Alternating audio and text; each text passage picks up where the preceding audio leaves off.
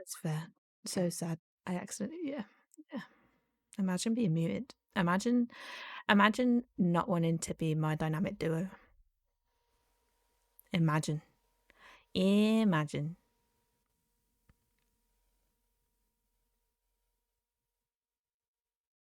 Hi, Ray. Hello, everyone. How are we all doing? I always forget to unmute my mic.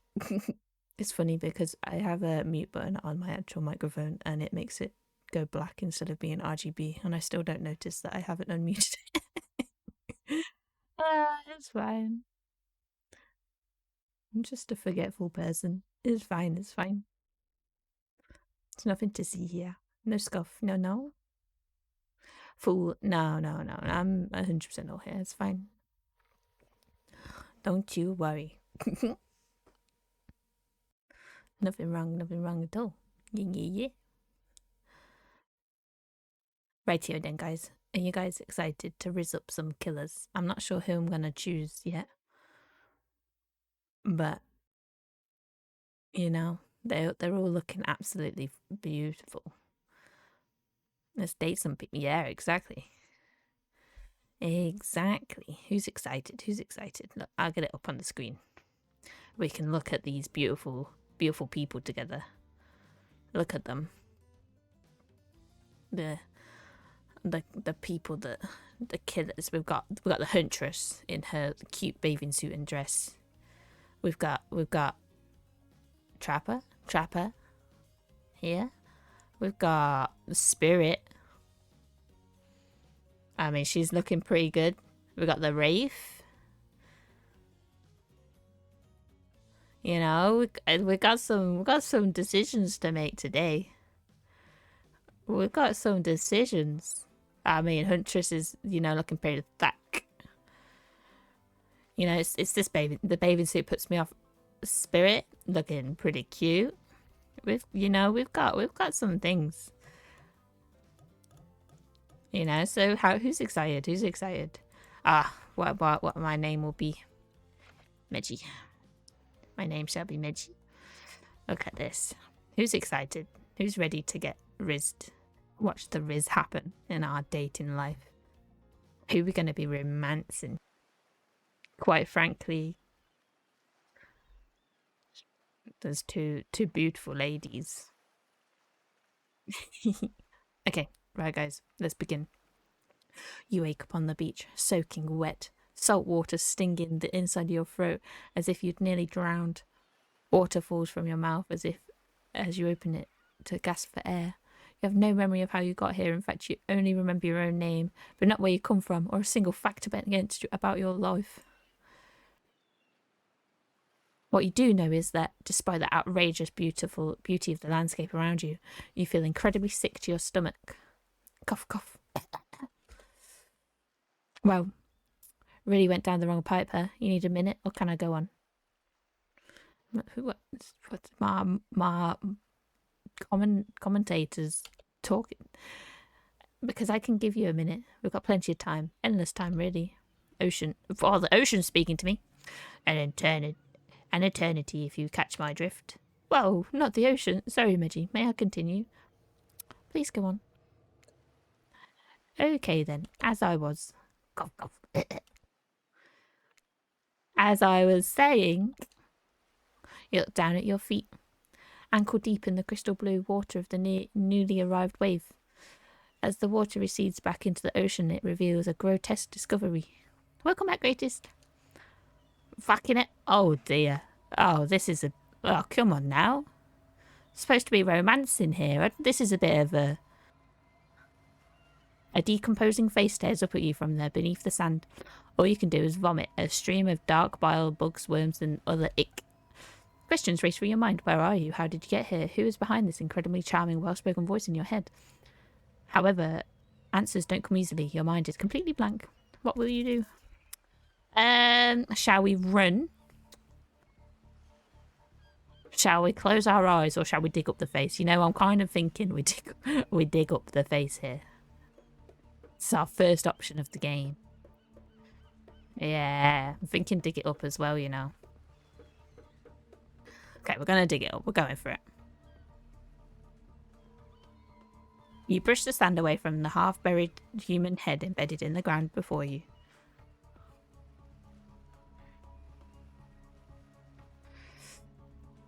There's nobody, just this head. As you pick it up, flakes of skin fall to the ground. The jaw falls open, revealing a gold coin sitting on the rotting tongue of this poor dead soul. Getting your hands dirty, I see. I like that. You're a take charge type. It's the ocean trying to rizz me up, fam. What? It's fine, it's fine.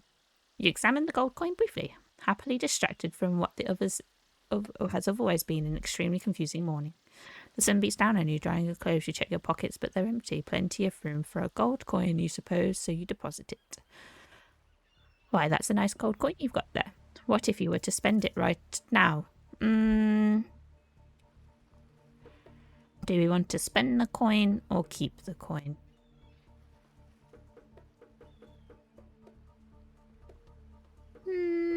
Why not? Why not spend the coin? Why not? Yo, is the Dwight and Claudette? Hey, ho. Well, hello there, I'm Dwight. And I'm Claudette. We'll take that. Claudette quickly relieves you of your gold coin and tosses it to Dwight, who bites down on it like an old-timey prospect. Mate, this has just been in a dead man's mouth. This has just been in a dead man's mouth, and you're biting down on this coin. Man's gonna get syphilis. And this is for you. Claudette presents you with a tropical drink. When you take a sip, you find that it's incredible. Money well spent. But I've got to ask, could someone maybe design the next run of these dating seems to be all-inclusive? It really takes some fun out of the fantasy vacation to be watching your wallet all the time. So true. We make bad financial decisions here. Exactly. To be fair, it looks delicious. And thank you for the delicious drink. Thanks for the drink. It's quite delicious. You're welcome. Oh. Dwight's got some legs on him. Look at him. Look at these legs. Fucking hell. Thick thighs save lives, am I right, guys? I want to see Victoria. I don't know whether Victoria will be in this. Did someone just thank us? Go for it, Dwight. It's normal to be thanked for doing a good job. Trust me on this one. Your mind doesn't have a chance to linger anymore in your current situation as you feel something soft bumpy onto your foot.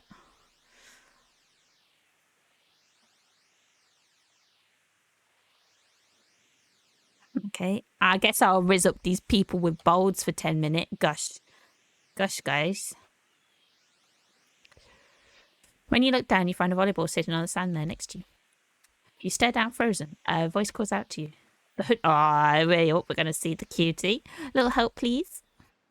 You turn around when you see what's waiting for you. Your jaw is just about to hit the ground.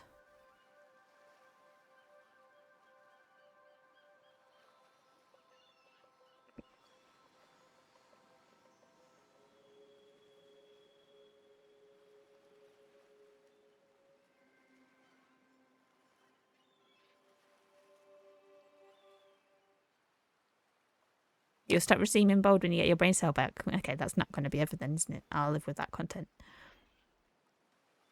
Look at these cuties. Hey, yo. Yeah, I think it's just these for the base 4. The base 4 killers.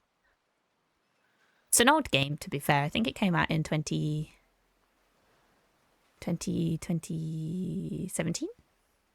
Because I know who I'm picking. You know, well, I have a... I know who you pick. What's with these semi-regular streams? We're back on it, D. We're getting back into regular times, you know? We're getting back into scheduledness. Was it 2022? I swear it was earlier than that. Thick as well. Exactly. Look, I mean, look at these bahonkers. Strong woman. She's gonna help you out. And then she's curvilicious is the spirit. She's looking cute. And then these guys are here. Yeah, these guys are here as well. Yeah.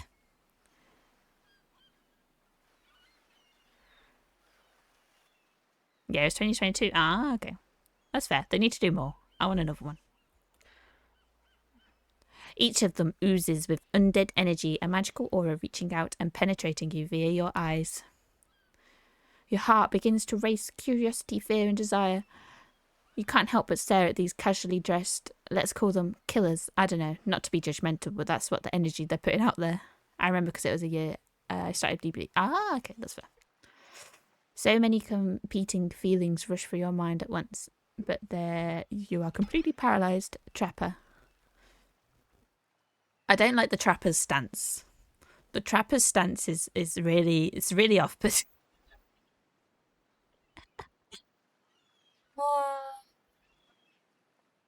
No, not DVD the game. I meant on about this game. Trapper. There are weird days, and then there's this. All you can do is look down at the bowl, back up to this monstrous lineup of, well, literal monsters. Sexy ass monsters, though. So true, bestie. What do you do? I'll toss it back. I'll toss it. You bend down and grab the ball. It's warm from sitting in the sand on this beautiful day. And you give the ball a toss. It arcs beautifully through the air and lands right in the huntress's hands. Oh my, oh, she's sparkling at me. Ooh, not bad, stranger. Huntress's muscles ripple as she grips it in her hand. You look up and down. You look her up and down and consider what it might be like to be held tightly in those strong arms. Or warm perhaps, maybe a little sweaty, but that's okay. It's natural. And you're cheeky. Huntress is rizzing me up. I'm supposed to be here to rizz up them, not like Spirit try hard much, but they're speaking directly to you, but you can still bring yourself to reply. You're entranced. When you snap out of it, you realise that everyone has gone back to the volleyball court. Alone again, you look across the beach at these strange residents who casually batter volleyball back and forth, happily ignoring your intrusion onto their private beach. Should you be frightened, worried, excited? I did refer to them as killers, not to give too much away. But at the same time, damn, they are looking very appealing in their own way, and nobody so much as lifted a blood-soaked finger in your direction. Ocean, don't be scared, Meggie. You were made for this. The ocean's ominous, fam. The ocean's ominous and kinky. Well, geez, if the spooky ocean voice says not to be scared, I'm sure it's all going to work out. There's no good reason to not to. You decide to head over and see what happens next. I'm gonna... It seems like you derailed the volley game just by showing up. Oh, well, Trapper, come on, you derailed the game just by showing up, you nitwit. And I guess you're also a nitwit. Look, it's best to just go with what the trapper says when he says it. That's a policy I hold for pretty much anyone who's always seems to have fresh blood on their hands. Hey, don't worry about it. It's all just a game. Existence, that is. She's very cute. I'm not going to lie, I've decided I'd smash them all. That's fair, that's fair. Maybe we'll just go through each story, you know. We'll pick whoever we want the most now, but maybe we'll go through each of their stories. The Huntress. Besides, you seem a lot more interesting than a silly game. What's your deal? What brings you here? Ah, the Huntress is loving me. Look at her. She's fucking... You mean they're here to do more than distract from my total domination? Sigh. That was Rafe. That sigh means he was done with the game too. Either that or he saw a butterfly or something. Look, I don't care why this slack-jawed moron is here. I just want to know, can I kill them or not? Hey. You need to calm down, sir. You know you can't. He's gone back to his muscle man pose. Beautiful. At least not yet. Huntress has got her hatchet. Oh yeah, not yet. Hey Meggie, you want to know... You might want to know, you know, say something. Actually, never mind. There'll be plenty of time for that soon enough. Right now, this group has some questions for you. But be warned, answer quickly and answer well. This is a timed quiz that is very important later. Okay, guys. Who's ready? Oh, I'm busting out my moves. Okay. Whew. I've got to rizz them up whilst I'm bold. It's fine. It's fine. It's okay. We're gonna be fine. We're gonna be fine. Very important. Okay, I'm ready. Or not important in any way, so whatever. Probably that one. I can't remember. How attractive would you say you are? Oh, I'm very attractive. I'd say I'm very. That's what you think, very attractive compared to this. Yeah, I've got a, you know, Trapper flexes, and his muscles are so tight you could practically see the blood running through his veins. Okay. If you could have any superpower, what would it be? What? Oh. Invisibility, flight, strength. I'm gonna go. Yeah, I'm gonna say flight. Technically, I suppose I can fly. Honestly, it's not what that all that it's cracked up to be. As far as I go, I'm still not where I want to be.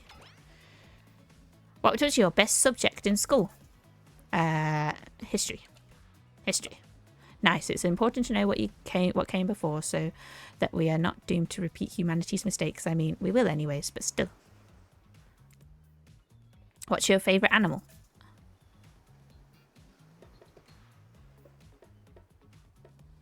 Cat. I'm gonna say cat.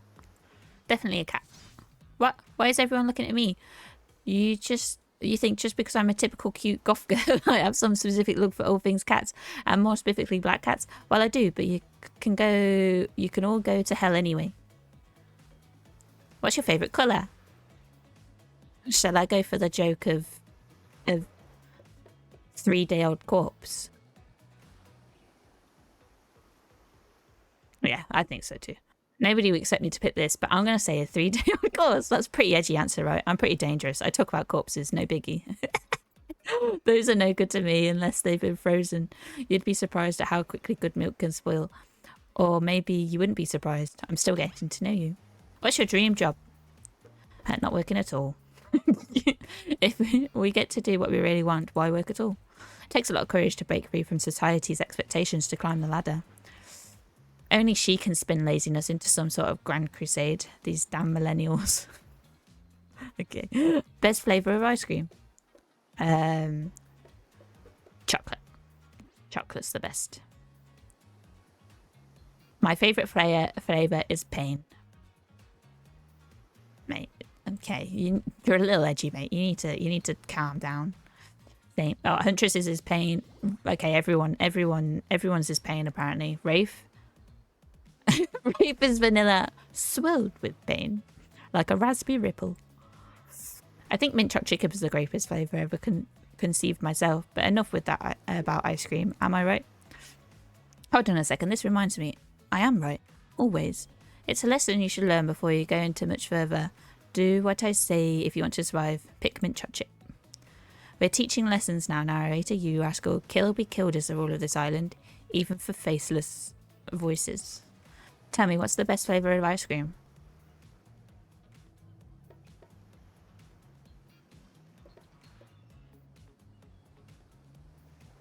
I'm saying chocolate. You got a reading comprehension. I told you mint chocolate chip was where it's at. I ain't listening to you.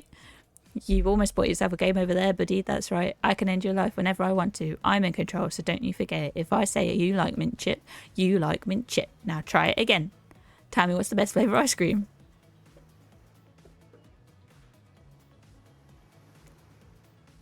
Chocolate.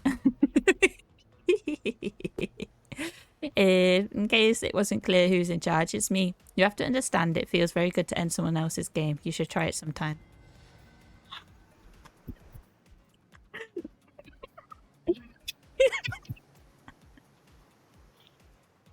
I can't believe it killed me already.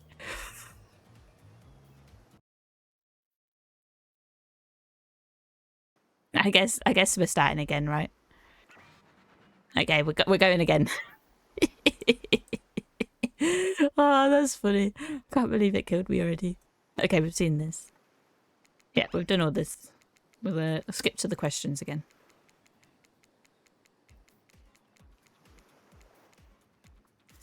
I am very attractive. What else we got? Superpower. We're going to go flight again. The only thing I'm going to change is say dog instead of cat this time. And then obviously we'll say mince choc chip because fam's being dog.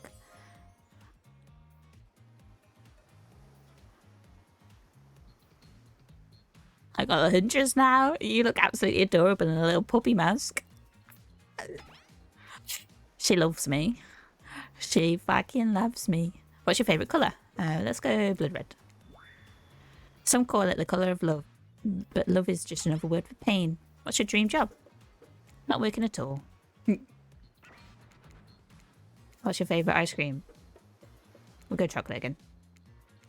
Same here. Everyone loves pain. But then we've got to say mint choc chip because otherwise we're going to die. So obedient.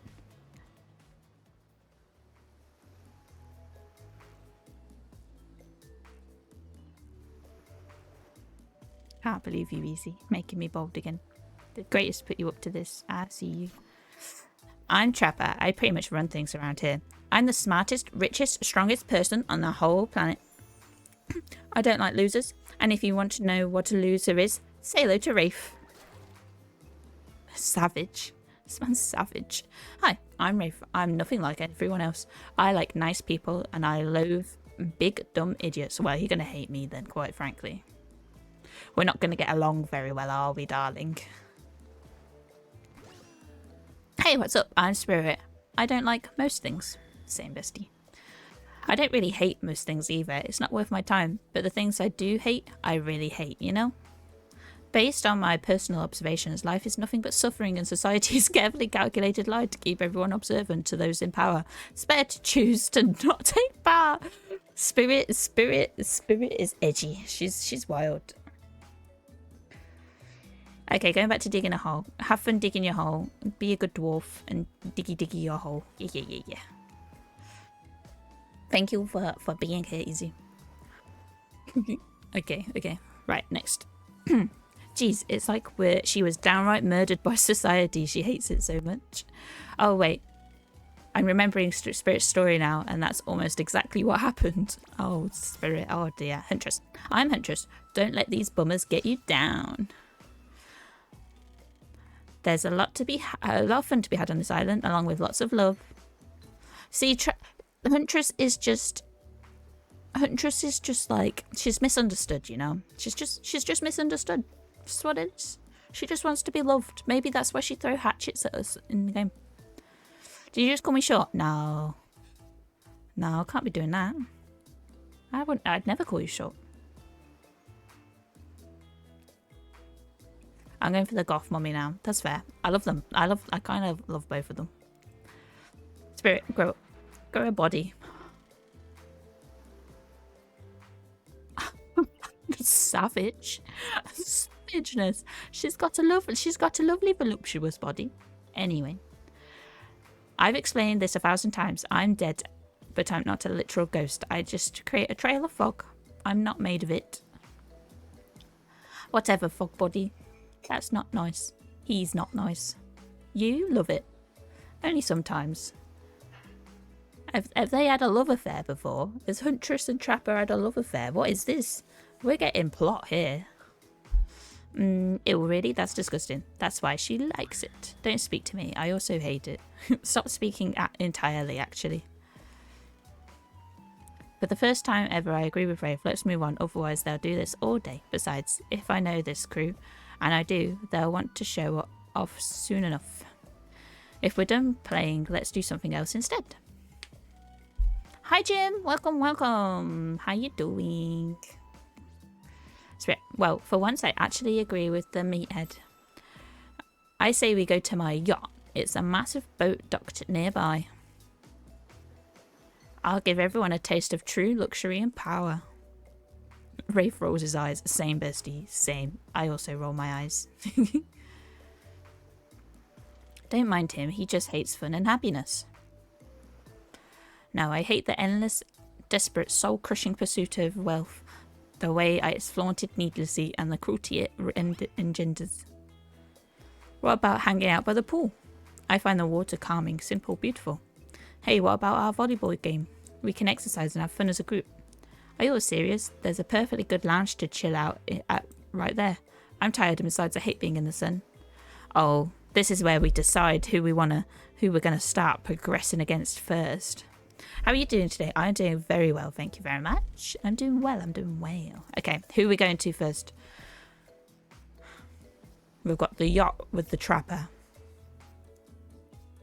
Volleyball with Huntress.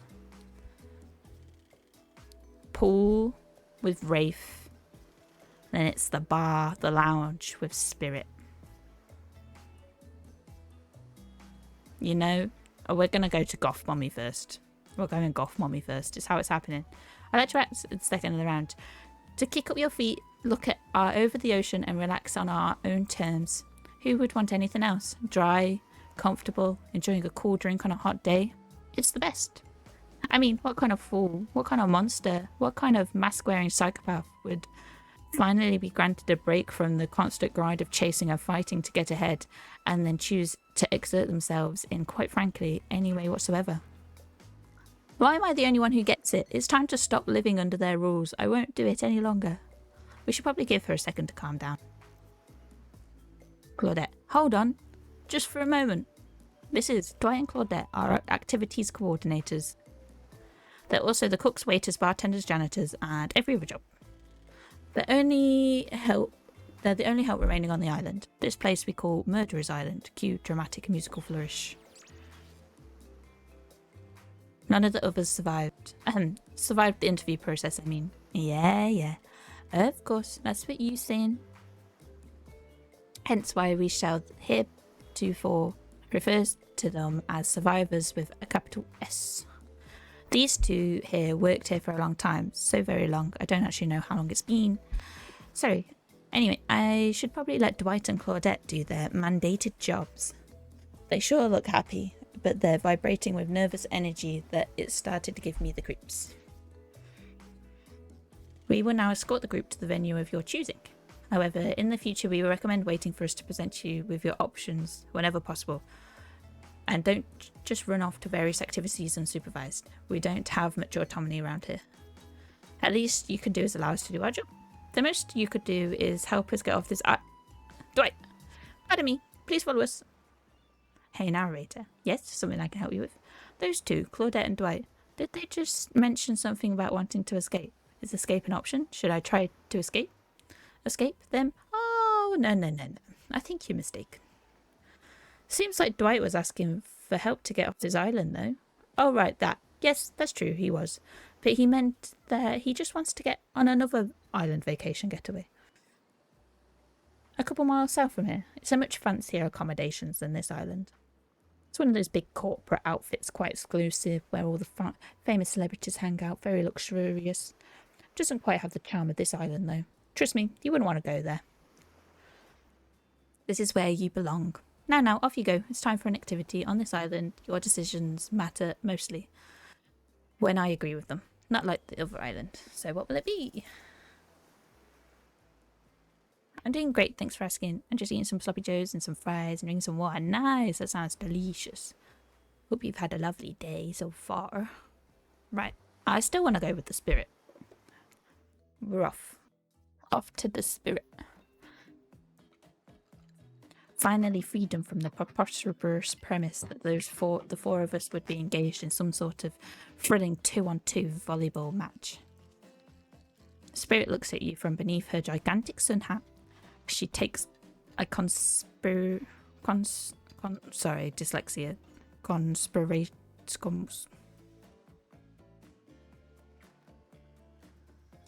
Whatever that is, tone. I don't know whose idea volleyball was in the first place, but I hate them. I tried to feign a sprained ankle, but everyone knows that I'm technically floating above the ground, so nobody believed I was even putting any pressure on my joints in the first place. Then I tried to annoy everyone by not giving a crap, then that didn't work out. I tried whining, and then that didn't work out. I threatened to kill every single person on this island, but turns out it was, it's not the first to toss those kind of threats around on this island. So thanks, I guess, for getting it called off. Oh, She loves me. She loves me. She does. Are we threatening to end each other again? Now Dwight who takes on a conspiratorial tone, his eyes shifting as he slips into a loud whisper. Please, just make it quick. Is what you'll be saying when you get behind the bar to make the drink of your dreams? Ah! Hilarious, right, Dwight? Yeah, right. So what'll you be having? Virgin. Do I want a vodka soda, sangria, scotch on the rocks, or a virgin daiquiri? Now these are decisions I've got to take seriously. I'm gonna go with a sangria. You know, something fruity but refreshing. Hold the coconut rum. A sangria, maybe. My pleasure. That sounds nice. We used to make drinks like that back home. Well, not we exactly. I watched someone drink a drink like that once. They looked happy. Now's your chance to be the one to drink. What do you say? This is some sort of juice for a child. Are there children hiding about? No, it's for adults. The kind who, you know, tropical fun. Oh, I see. Seemed to have perked up at the idea of kids being around and is bummed to hear that there aren't any. But it's quite glad it's just grown-ups on this island. Personally, little ones should definitely not be exposed to this. Not my cup of tea, but okay, sure. Can we still use it for a toast, yeah? To new adventures? To new friends? To, clink. Did you just say clink? No. Since we've fulfilled your request, it's time for you to return to the favour.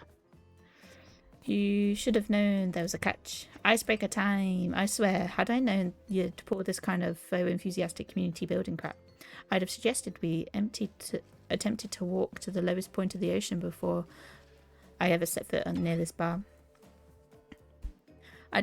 You don't think this is kind of fun? A little fun. Never mind. I hate it. This sucks, but it could be fine. Whatever you say. Has anyone seen my hat? I've literally never seen him in a hat.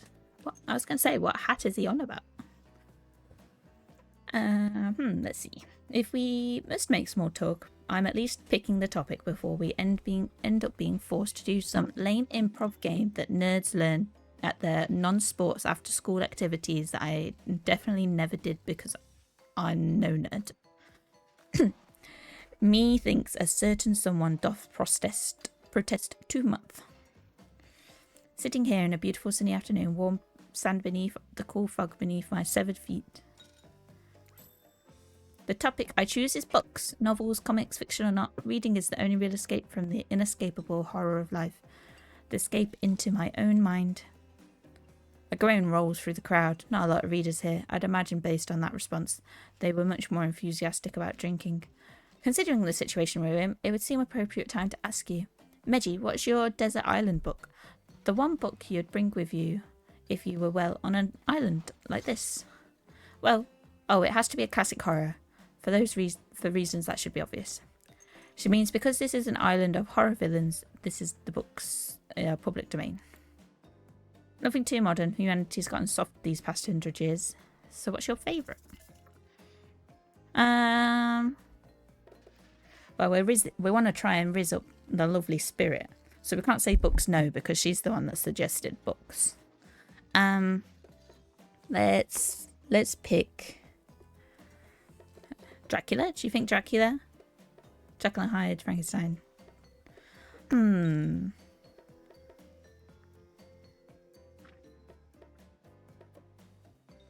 Should we go Dracula?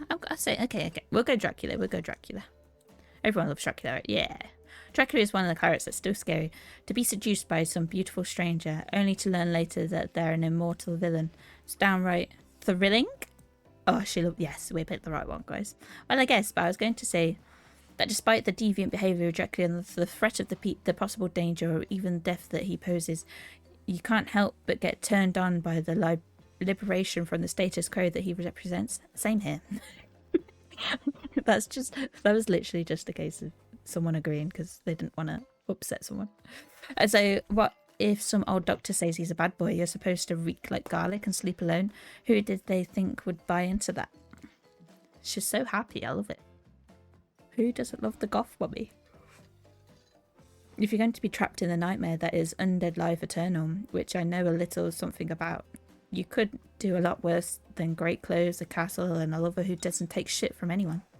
The scariest part of Dracula is thinking like that no one will ever be quite as interesting to make love to as a vampire. Hey, you're cheeky. Enough with those old stories that belong to someone else. I think it's time to make up some new stories of our own. Before you know what's going on, Huntress is waving an empty vodka bottle in the air, a devilish twinkle in her half-masked covered eye. Might I suggest something a little naughty? Let's all get into a circle and spin this bad boy. Yo, the trickster's here, fam. I didn't know the trickster was in this. Look at this dude. Trickster, great idea. Trickster, isn't this a little bit too late to introduce a new character? I thought I was the one who gets to make the rules. So I'm not sure who I'm asking. But I wasn't ready for this. Oh, well, hello. And who is this new fan in the waiting? Beat it, hack. I don't know what's the harm inviting one more person to join the circle for our game. Oh, I can't stay. I was just saying it's a great idea while also teasing the secret trickster ending. I've got much better things to do than hang out here. I'm famous. Toodaloo. Well, sheesh. Hi.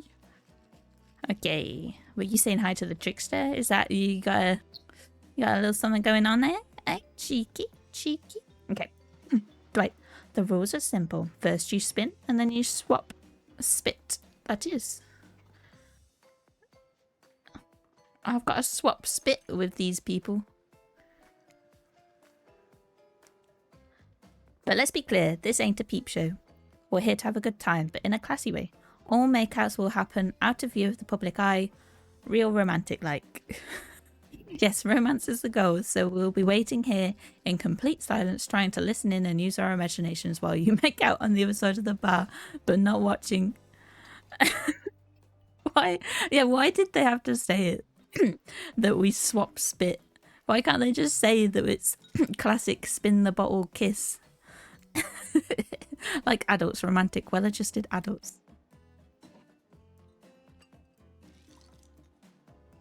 Meji, you're up. Okay, you grip the bottle in your hand and put your fate in the hand of the empty bottle gods. Mini games consist of two parts. On top, a pointer which rotates into a clockwise direction. And the bottom is the target that you're pointing at. So here's the mini game. It's a special mini game. Perfect for the less coordinated. There is no winning or losing. Well, technically, wherever the pointer stops, that's your result. I suppose if it doesn't stop where you want it to, that's a bit like losing, but no one has to know if you don't tell them. Ready to play? Or would you like? I am ready. Ready! Away we go. Spin the bottle and see who you're gonna smooch. Who? I hope it lands on Spirit. Quite frankly, Spirit or Huntress. Let's not be silly here. Oh.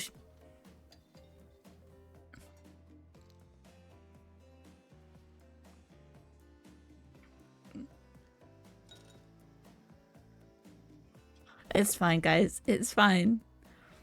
It's like you actually spin multiple times to get your real result. First to get 3 times is your true match. I'll spin them. Okay, so I have to spin again. Okay, it's fine. We can get Huntress, right? Not Huntress, or Spirit or Huntress. We've got to spin 3 times, and the person we got the most is the one we kiss. I got.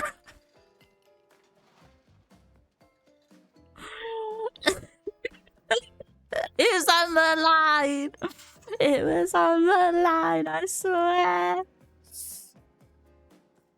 I'm gonna cry. I don't love the Wraith. I don't want the Wraith. I want... Yay! I got Spirit. Okay, Spirit.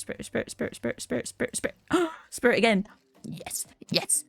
Okay, one more time. Spirit. Oh, we got the Huntress. Okay. Spirit. We did it, guys. We did it. Big ups, guys. We got the Spirit. We got the Spirit. Hell yeah. Spirit is your true match. Woo! Just this morning, you were waking up on a strange beach surrounded by strangers with murderous intent. Now you're looking across a beach towel at Spirit, lust in her eyes, sweat glistening on her skin. Your heart's race. You can feel your pulse pounding in your ears. Spirit takes you... oh dear. Spirit takes you by the hand and you sit face to face in a private section of the bar. Spirit, I have some bad news for you. I have something in my teeth, don't I? I think it might be seaweed. I have no long how long we've been in the ocean. No, well maybe, but that's not what I was going to say. This is not happening. Not now. Maybe not ever. If you think I'm going to make out with some stranger just because the bottle told me to, they've got another thing coming, and so do you. Namely a katana into your heart. Even if you try to make a move under such absurd circumstances. I wasn't gonna.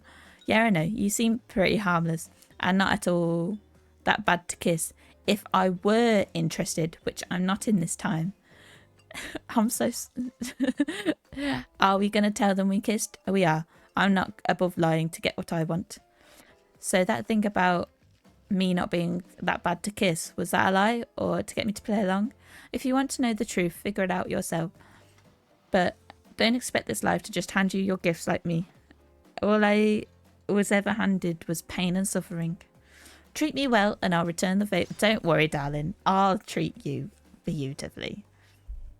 Otherwise, try a different route and see what happens. Hate to break up such a passionate moment that we only assume was passionate because we never spy on you constantly while you stay on this island. But dinner is being served right away and we must insist that you enjoy us. We wouldn't want anyone dying of starvation.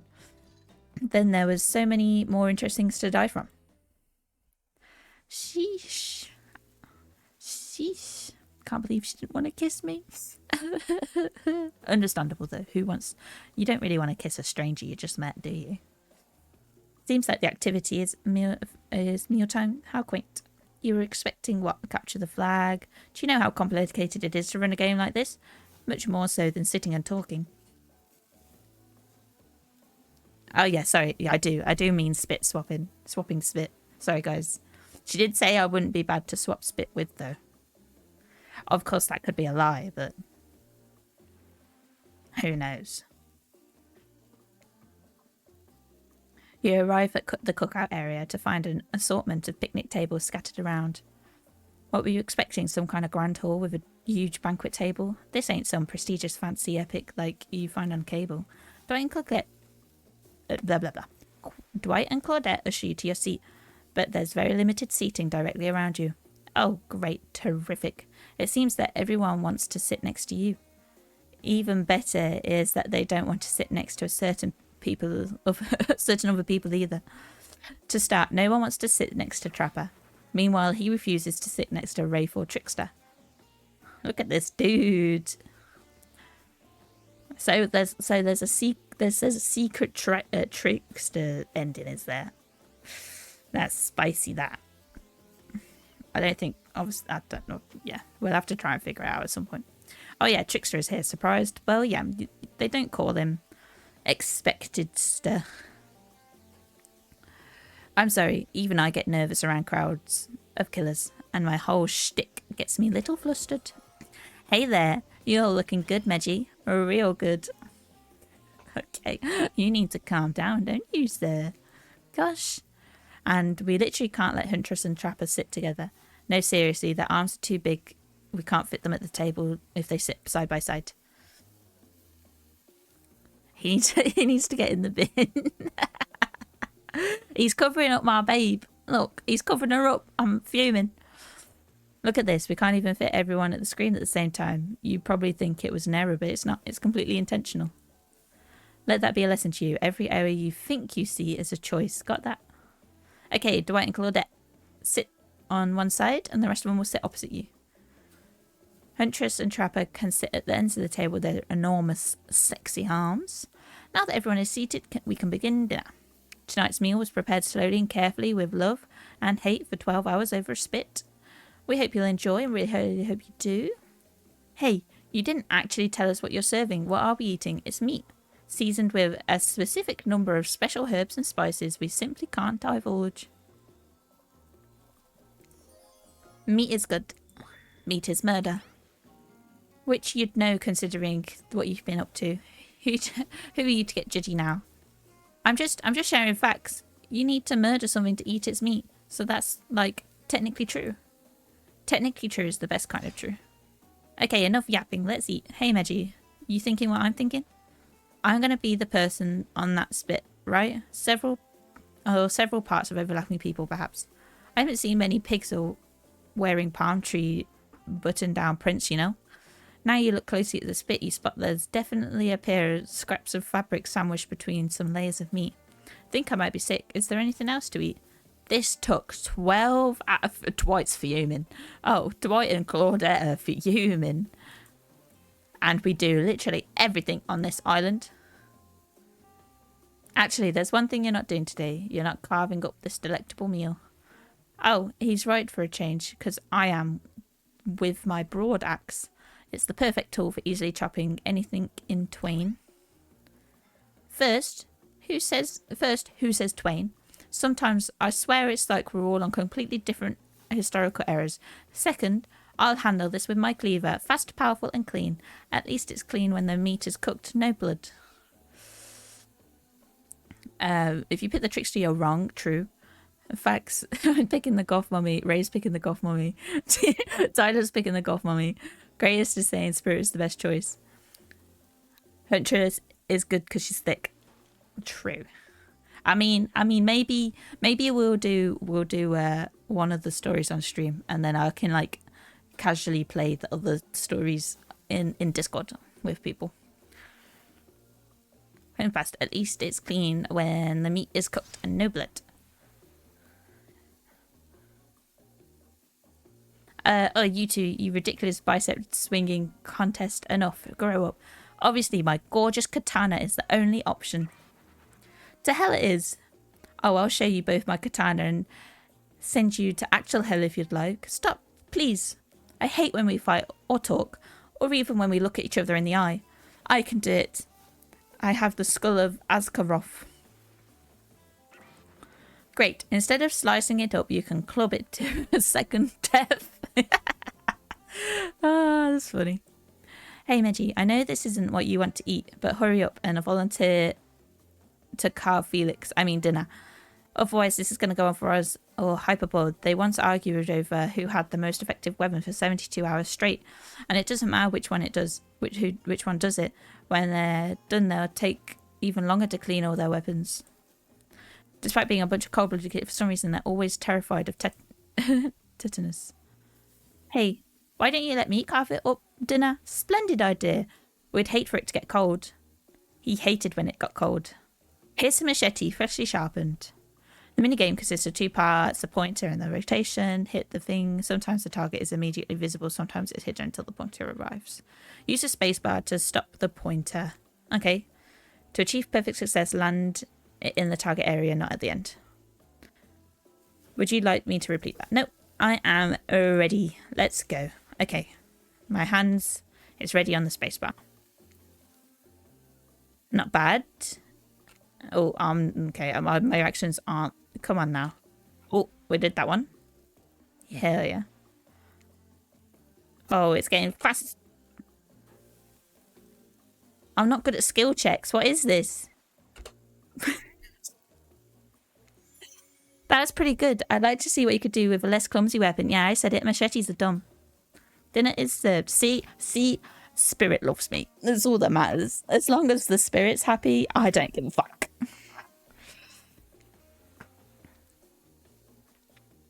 Sounds especially coming from the masked killers while they eat, which involves lifting their masks and shoving their music behind them, and nasty. So true, bestie. I agree. Okay. Come on, Meggie. DVD should be practice for skill checks. I am awful at skill checks. Yes, exactly. Mads knows. See, Mads knows. I am awful at skill checks. I'm so bad. Okay. The sounds, especially coming from the masked killers while you eat, which involves lifting their masks and shoving their food behind them, are nasty. Spirit, my meal, doesn't even eat. She's the only one who seems to be really embracing being dead. They're all dead, right? This is obvious as hell. I mean, Ocean, come on, we're still trying to be mysterious here. You think mysterious comes easy? Claudette and Dwight aren't the only ones who have been working their asses off to make this night perfect. Well, at least they're lifting their masks. This is only 99% as disgusting as it could be if they tried to mash stuff through there. Exactly. We don't want to be seeing that, do we? Basically, stay away from you when playing. I'm like a good gen rusher. It's when it's just sometimes I forget what I'm doing. It's fine. Don't worry. You'll be fine. You play with me, you survive. Yeah, 100%. I promise. Okay, let's carry on. Spirit, why aren't you hungry? The two best things about being dead is not having to eat. That's only one thing. Think about it, Meji. Number 2 is no number 2. One less thing to think about in the afterlife. Even if I wanted to eat, I have no idea what would actually follow. You might have noticed, but I am mostly just a bunch of dismembered body parts floating in a spectral form. Do you see how deep this cut is in my abdomen? I don't think my digestive tract connects anymore. Between the food and the behaviour of the group, this might be the worst meal in history. But even worse is they're staring at you. You're not eating. They don't like that. I think you might want an explanation why. What do you want to tell them?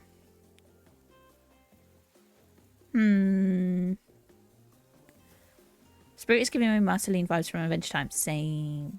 She's cute. I love it. Okay. We don't want this is gross. That's going to upset them.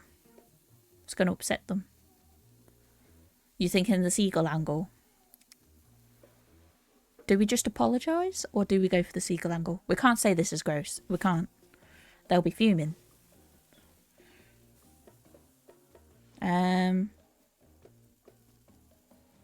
Seagull angle for the funnies. Okay, we'll go for the seagull angle then. Whoa, have you ever seen a seagull that big? I haven't. That's incredible. Anyway, what were we talking about? Lame misdirect. Yeah, that's right, Meji. Pretty lame. Own who you are. Never compromise. Didn't you just wash up on this island with no memory of who you are and how you got here? Yes, you did, you poor thing. You have no idea the last time you ate a real meal, and you've been standing in the sun. But the seagull... Oh, no. Uh-oh. He's just made a lot of good points. I swear. You're beginning to feel lightheaded. It waved at me. Maybe you need to eat to survive here. Either that or someone poisons you. No, wait, you haven't eaten, so you can't be poisoned. Whatever the answer, you're clearly about to pass out. Oh, the ocean's back. Oh, hey, it's me again. Your friend, mentor and guide, the narrator to the narrator. The ocean. Not sure how I feel about this characterization, but I'll allow it. I brought you here, and I might be the only one who can help you now. There's only one thing that you must do to survive. You have to figure out why you're really here. No one can tell you, but unless you follow the right path, or at least a right path, there's too many of those to count.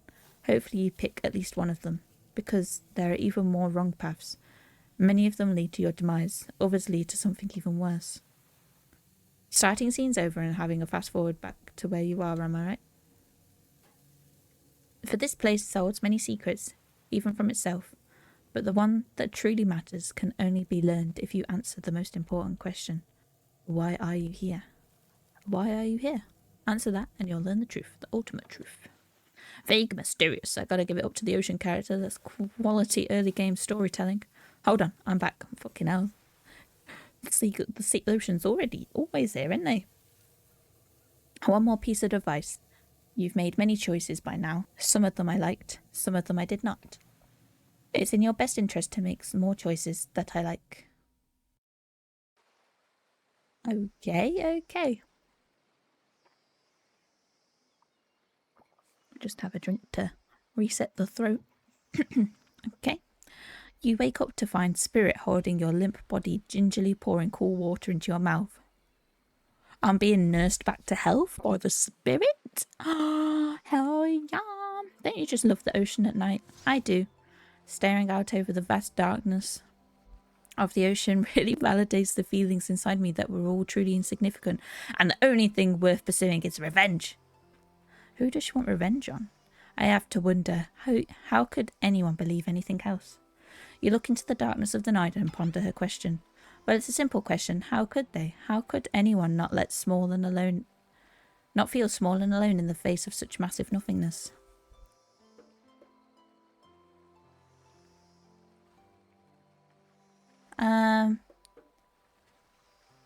Oof. I need to pick the right answer here for Spirit.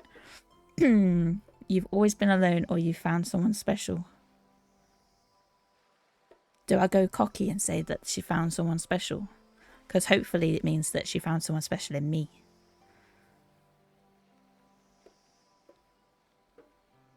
Oof, this is...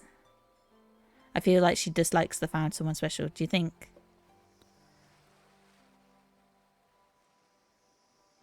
She does quite like being alone, doesn't she? She has kind of said that before.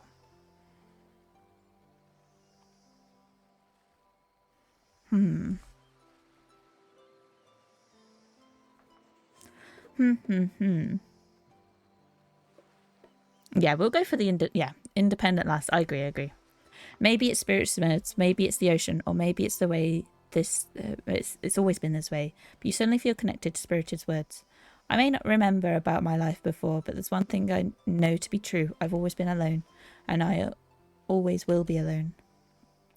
Spirit has turned from looking at the ocean and is now looking directly at you. It's a funny idea, isn't it, being alone? Together? It's the best way we can hope for. Maybe. Or maybe it's too much to hope for. Maybe it's impossible to pretend we know anything. Is that just arrogance? I was so... She just cried. Ooh. I was so dumb, so busy trying to please everyone, to be the perfect student, the perfect employee, the perfect daughter. I didn't care for myself, and now I'm all I've got. Worst of all, I got distracted from my true purpose, my destiny, the purpose that was sitting inside me my whole life. And so this might sound a bit silly, but Spirit looks around to see if there's anyone else on the beach. When she's convinced it's only the two, she continues. There's a dragon that lives inside me. I've always known, but I've tried to ignore it. When I couldn't ignore it, I tried to push it down. I'm so stupid. You're not stupid. That sounds badass. So true. Right? I didn't let it out. And then I, chop chop. Now the dragon is pretty much a one-trick revenge beast. But enough about me. What's inside of you, stranger? Nothing but darkness. No dragon, just a lot of fire. Yeah, I think I'm going to go for the one that sounds more depressing. She's an email... She's a goth gal, you know. We've got to go for the depressing stuff. Nothing but darkness. Surely. What do you guys think? Oh, is she going to an accident with a dragon? Oh, look, she's got... Her limbs are floating. She's a crazy lady. Plus on the darkness, yeah. I was thinking the same. Let me just check settings here. Oh, I can't check settings right now. Yeah, let's go nothing but darkness. I'd kill to have a dragon. Maybe not the best choice of words. I mean, a dragon sounds awesome, honestly, though. I don't feel like I've got anything inside me at all. Just darkness. Never-ending darkness. And here I thought Spirit was the biggest gob on the island until you arrived. She's blushing, guys. She loves us. Perhaps I could light a torch and search through that darkness. Yay, cheeky. Just as things really get heated up, you hear a flurry of footsteps behind you and you quickly spin around, ready to fend off whatever new danger has popped off on this strange island. Only to find that it's Dwight and Claudette spinning across the beach, clipboards in hand, which they're waving in the air above their heads. It's very important that we stick to the itinerary. Fuck off, Dwight. And attend to each event as scheduled. Fuck off, Claudette. Go self-care somewhere in the corner. Playing sick for cute flirt points was not part of this evening's events. That's strictly slotted in for after campfire story time. At this rate, we'll be late. Playing sick? No, no time for excuses. Well, there is, but that's scheduled for after what comes up. For what comes up after the flirting. Go. Dwight and Claudette attached at the hip. That pose when they appeared. So yeah, it is funny. Okay. Once everyone has gathered at the fire pit, Dwight and Claudette quickly make an announcement. We're not going to blame anyone in particular, but someone, and we're not going to say who, so don't worry, you hasn't been sticking to the schedule. That means we're behind on time for evening events, and we'll only have time for one person to share their special spooky nighttime story. Just one story? But story time is my favourite activity. This is a narrative-heavy experience. You're telling us that only one person gets to share? How will we decide who? Oh great, we have to decide as a group? That never goes well. Whoever did this, step up now. I swear I won't be angry. I'll merely chop off your head clean off. No fuss, no muss. Voice trembling, you realise that it's probably you, but you embrace your fate. Sorry everyone. I think they're talking about me. To be honest, I still don't understand how this whole schedule thing works. I guess I lost track of time while I was passed out. Been there before, even though it's taking some pressure off me. There's an absolute dream come true. Is it really fair to pick on the newbie? Seriously, has anything ever happened on schedule even once? Damn it, Donald. If you try to flex that authority gimmick one more time, so help me, I'll snap your head off so quick that I'll drown you in his blood, Cynthia. Fuss and Muss are back on. You two... What? Who is Cynthia and who is Donald? You two know I love to hack, slash and dice. We all know you love to kill. It's almost all you talk about. Nobody named any names. Who even knows any names? Not us. I renounce my name. Who's Donald? Who's Dwight? Who even knows anymore? Call me nobody. Nobody. But we still gotta get started on story time. Meggie, who do you think should go? Ah, damn it, that's what's the name. Please pick somebody so that the tropical nation doesn't end in a bloodbath. Well, we know. Yo, Waddles, hi! Thank you for the cat on my head. Hi, how you doing? Hope you're doing well, Waddles. Good morning. I hope you have a lovely day. Right, guys, we know who we're gonna pick here because it's always the goth mummy. It's gotta be the goth mummy, right? I mean, look at her. She's adorable. We can't not pick the goth mummy. It's gotta be. We're going for the goth mummy. I'm doing very well. Thank you very much, Waddles. Thank you so much. Goth mummy, best choice. Exactly. Exactly. See, Waddles has just come in and she knows what is that.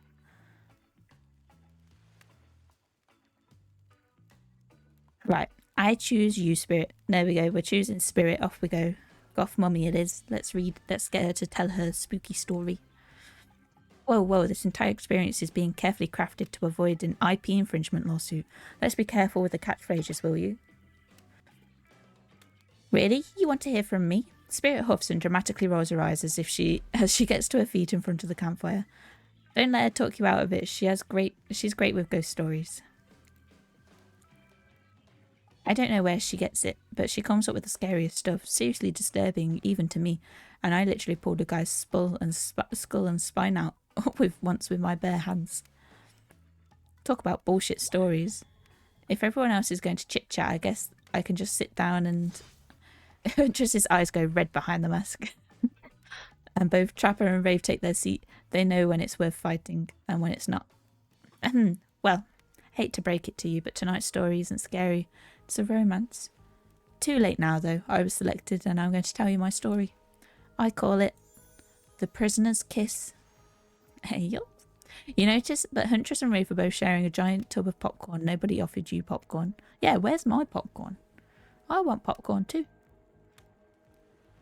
It was a dark summer night. Warm rain seeped from the sky like blood from an old wound. Detective Hopper, blah, blah, blah, sorry. Let me have a drink to carry on this reading. Okay. She's very pretty, isn't she? I agree. She's so cute. Anyway. Detective Hotter, a celebrated investigator and renowned hostage negotiator, was called to the scene of a strange occurrence unlike anything she had ever seen before. When she arrived, the scene was chaotic. Crowds had begun to gather. A dozen other officers were doing everything they could to keep curious onlookers away. But how could anyone resist wanting to know more? For there, in the middle of a busy market, had appeared a giant box, strange, alien in its appearance, and massive in size. No one knew how it got there. How was it delivered? Built on site? It was such a busy area. How could something like this just appear? A mystery it was, if conjured by magic. But this was no illusion. The huge box was very real, and someone was trapped inside. Spirit pauses her story to look from face to face of each audience member. She has no expression, but you can feel her vibrating energy. She's in her element. Help me! Someone cried from the box. It was a man, terrified, trapped, imprisoned, his voice trembling. But now it was every detective in the city was there, looking at this strange structure up and down, inspecting it every side. It doesn't make sense. There were no doors, no windows, no fasteners or seams. It was completely solid and much too heavy to move by hand. Solid, that is, except for a small single slit, just enough to see the bloodshot eyes of the prisoner trapped inside. I don't know what happened. I woke up and here I was. I was so scared. Please help me, cried the man, as if pleading for his life. No stranger to tense situations, Detective Hotter comforted the man. She used her training to calm him and buy him time with the other investigators. However, time did not bring clarity, only anxiety as the night dragged on with no progress opening the box. As the night grew longer, the seeping rain puddled on the ground and the man grew more desperate, more sad and lonely, more pathetic and in the need of help.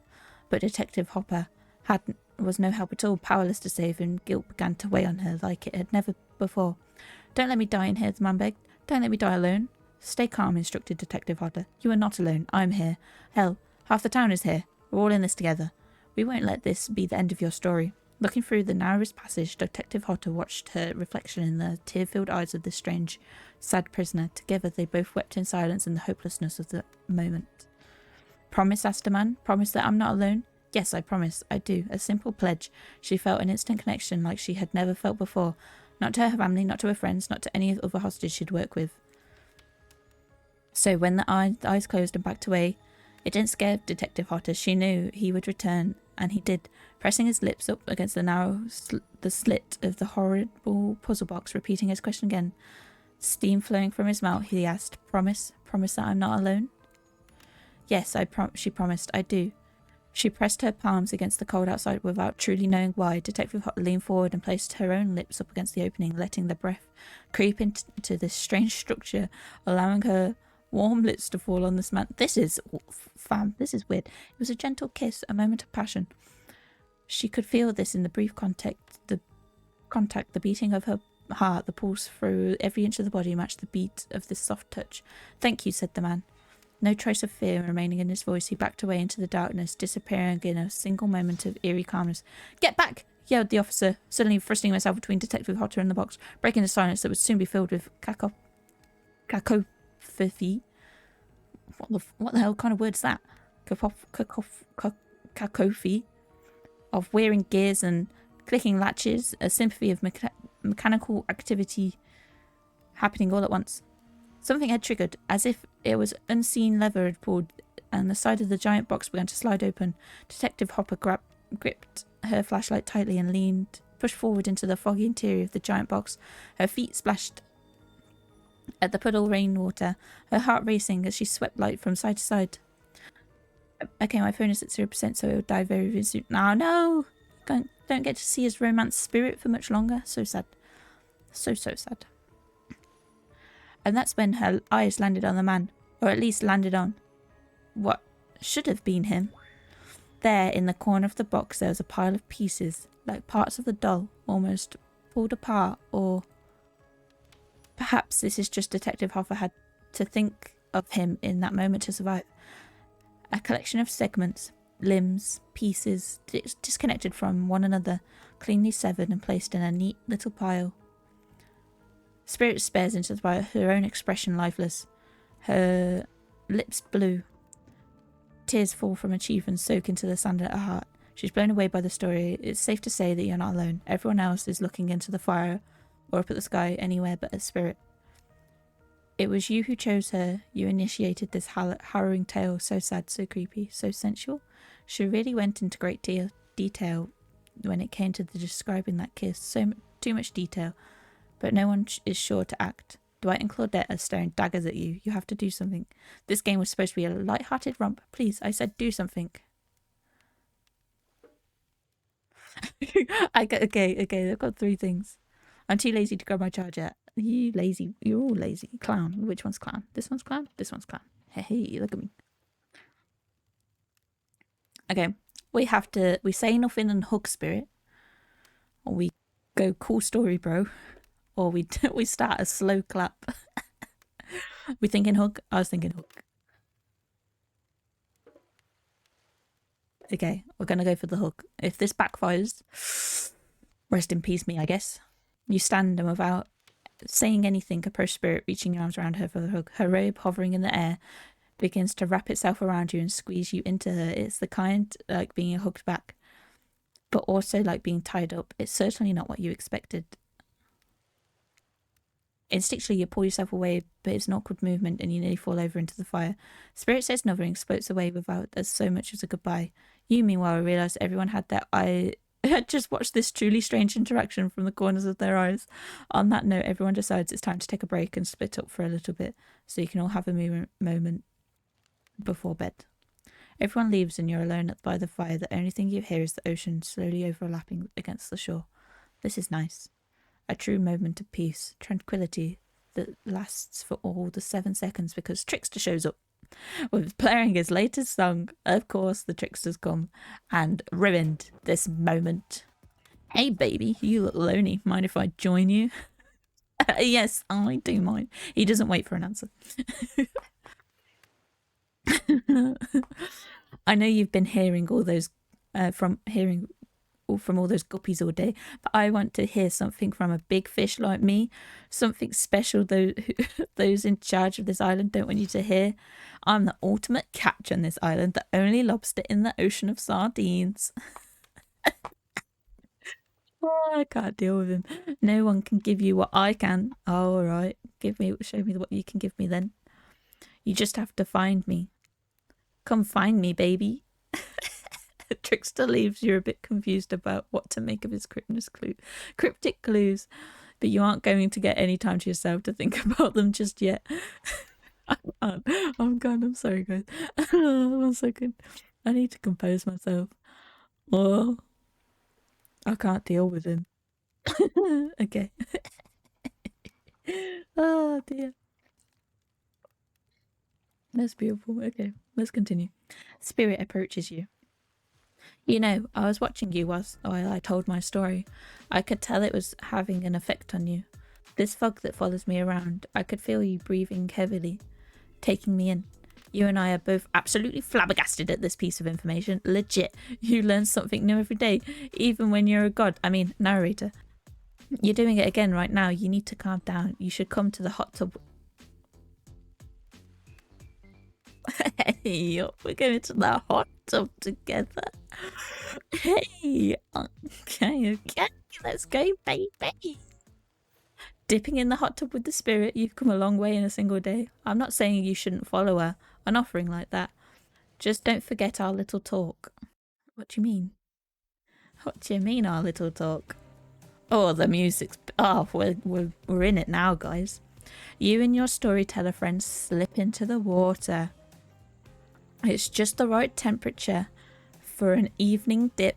Plus, if some jealous shark comes along and manages to jump from the ocean into the pool, you're also pretty sure your killer companion can handle it. I just want to be totally clear, even though the story bore some similarities to my life, it was not about me in any way, shape or form. Not symbolically or metaphorically or not any otherly. I believe in you completely. Sure, you were cut into pieces in your life, and so was the person in the story. A perfectly normal coincidence. Something's sus here. Something's sus. Sure, you're on this island, trapped, one may say, in a most puzzling place. Also a completely regular coincidence. And sure, his lips were blue. Your lips are blue. Really, you'd call this blue? Searching for answers, hoping to find revenge. Okay, so the similarities stop there, I guess. Coincidences. Sorry, the coincidences. Get this through your head, whoever you are. Samurai blood runs through my veins. Or well, maybe it has just coagulated by now. No need to sweat the details. Regardless, I'm a descendant of noble warriors. Thousands of years of training with bladed weapons preceded my entrance into this world. I'm sorry, love, but your katana's looking very rough. You need to look after it a bit more better, okay? Look, you've got all these nicks in there. It's not looking very shiny anymore. It's okay though. It's okay. Thousands of years of training in bladed weapons to enter this world. Do you know how many swords that is? A lot. You've got to figure that with that many sharp edges, a person is bound to get disconnected from a body part here and there. The truth is, I wouldn't typically share this, so don't go blabbing about it. Okay. I dreamt that story, like watching a movie in my sleep, when I was just a little girl, years before my father sunk his blade into my skin. Her dad killed her? Fam, we're getting some tea today. I've never been able to shake it. That's a very adult story for a child to dream. Do you believe me? Yes, I believe you. I know we just met, but yes, I do believe you. The way you told that story, it clearly came from someplace deep. Fool! Who taught you to trust a saint? Oh, whoops, I shouldn't have said yes. She came back as a vengeful spirit that killed him back. This is crazy. Who taught the trusted stranger? You're going to get hurt if you learn to take... Now you got me wondering, do I believe you if you believe her or not? And if I know everything, please trust me, I do know everything. Don't I already know the answer to my own question about if you believe your answer to Spirit's question? Whoa, Ocean Air got me dripping. Sorry, I didn't mean to distract us both. What's important is the certain corpsey cutie floating in the cloud of magical mist might still be one waiting for you to say the right thing and free her from her puzzle box. If you believe that she is the... Damn it, got me going again. Unfortunately, before you follow this conundrum to what will surely be a mind-numbing cycle of new questions, you find a certain someone standing before you and with a fresh towel ready to dry you off. Sorry, kids. What? Fuming. But it's time for bed. I might be the youngest one here, but I'm no kid. I do, however, love being wrapped in a freshly clean towel. My mother used to help me wash my hair when I was young. She'd comb out all the tangles and tie it in a ribbon before sending me on my way. I miss her. You watch as Spirit stares off in the distance, her hand gripping into a tight fist. She doesn't notice you watching her at first. Then she catches you looking, turns away and roughly grabs the towel from Dwight and then pushes him and Claudette aside as she floats off. A fresh warm hotel goated towel even. Freshly warm tower. You head over to the campfire. The heat is coming on this chilly night. Looking into the crackling embers, you think about Spirit's story about the prisoner in the puzzle. You managed to escape this place. Will you ever leave with your life, or has it already been taken from you? And it's just a matter of time until you make the gruesome discovery. Before you can dwell too much on your fate, Claudette and Dwight arrive. Their now familiar, creepy smile stretching from ear to ear. It's a bit menacing to see a smile like that lit by firelight.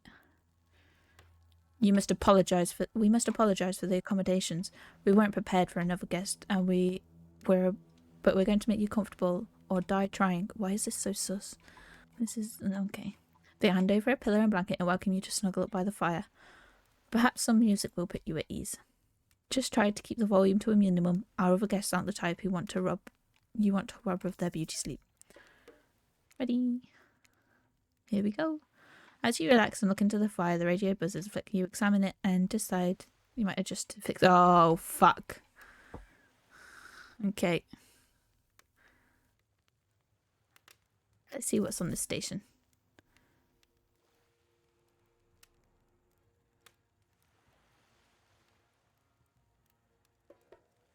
We'll listen one more time. What's on this station?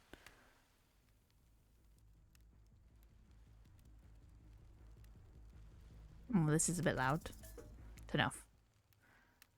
No matter how many things you listen to, you still can't sleep. You decide to ask one of the killers to spend a little more time with you until you get sleepier. Who would you like to summon to stay by your side and lay by the fire? Of course we're picking our goth mummy, the queen. Spirit. Spirit, are you around? I was wondering if I could get a little company. Spirit tells you her secret for falling asleep when she's feeling restless.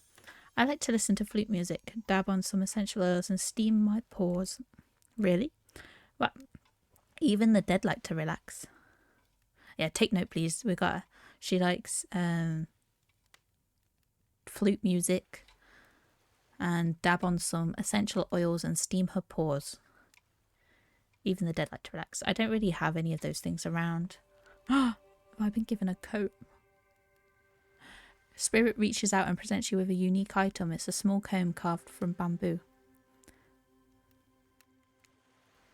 I guess you could hold on to this. It was a gift from my mother. I still want it back though, but if you lose it, well, you'll get revenge on me. And if it's the last thing I do. Can't believe I got given her comb from her mother.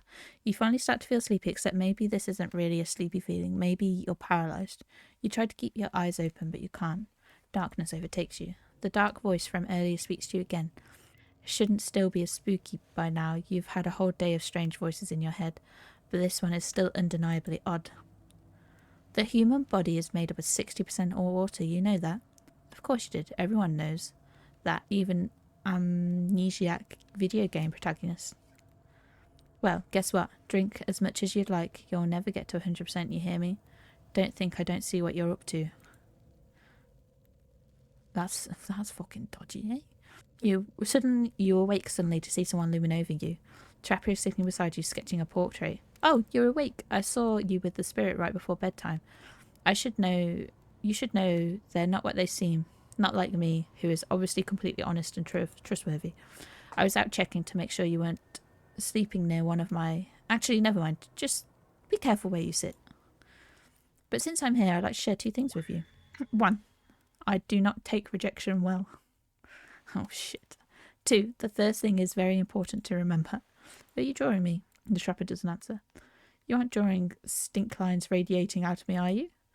Still nothing from Trapper. Look, I'm not an easy guy to get along with, but I am an easy guy to spend time with. That will make sense if you choose to spend time with me tomorrow. The rest of these scum live like rats. You wouldn't know a good time if I bit them in the ass. I mean that literally. But the point is, if you select me, you're in for a day of luxury, extravagance and fun. Yes, I said it. And if I don't pick you, remember what I said earlier, or it might be the last thing you ever forget. But hey, you look tired. Let's get some rest. Sleep. Maybe even sleep well if you can. He likes you. Get in the bin, Trapper. Does that mean I can't pick Spirit tomorrow because he's going to kill me? Just try not to roll over about 15 feet to your left. Finally alone. For the real this time, maybe. You drift off to sleep again. Hopefully you're not poisoned. Well, damn. He's interrupting my time with the goth bombing.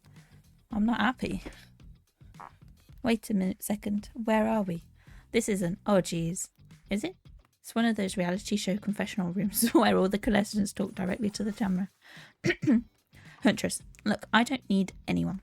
I've been perfectly fine on my own since my mother died. I eat all organic diet of raw deer, beer and human. I'm as fit as a fiddle. That being said, something about this newcomer makes me think I might be missing out on some huge part of this thing called life. There's always time to turn things around, like the one time I spent the day and night searching for food in vain, only to return to my cabin spent and starving to find a family of squirrel nesting in my chimney. They were delicious. Trapper. Look, I'm always full of rage. The key is to know how to control your rage so you can use it.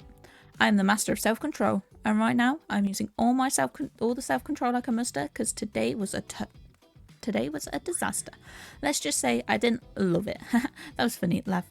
I said laugh, damn it. Anyway, I'm planning to kill this idiot. Don't tell them though. I want to lead them on a little more.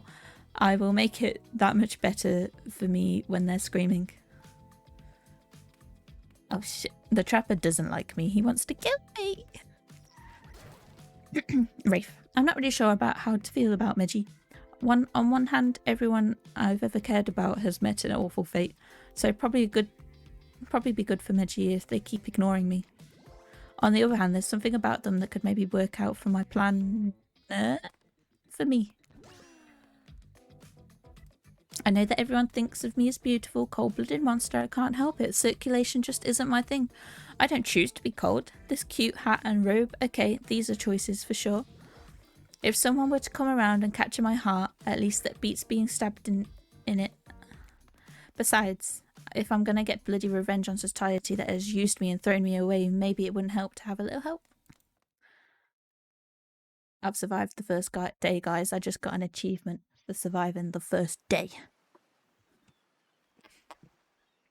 Your eyes, you open your eyes, the sun is shining, there's not a cloud in the sky, you feel great, totally well rested. You're not even suspicious of the fact that you fell asleep by a campfire but woke up several yards down the beach. Wait, are you on vacation? Was yesterday nothing more than a strange dream? Oh no, not a dream. You really are here for another day. Why, I have no idea. You are obviously a weirdo. You know, I think you should spend time with Trapper, mend the vibe. Okay, maybe we can try. Speaking of weirdos, I see the rest of the gang hanging out at the beach. This is definitely not a dream. I wouldn't rule out a nightmare just yet, though. At least they make for a sexy bunch, no? Talk about sexy, here comes Trickster carrying coffee. No, but we don't like... The Trickster's not for me, you know? Okay. Morning, beautiful. I thought you might like a nice cup of joe to start this incredible day off right. I'm sorry, I can't do it. I just can't do it.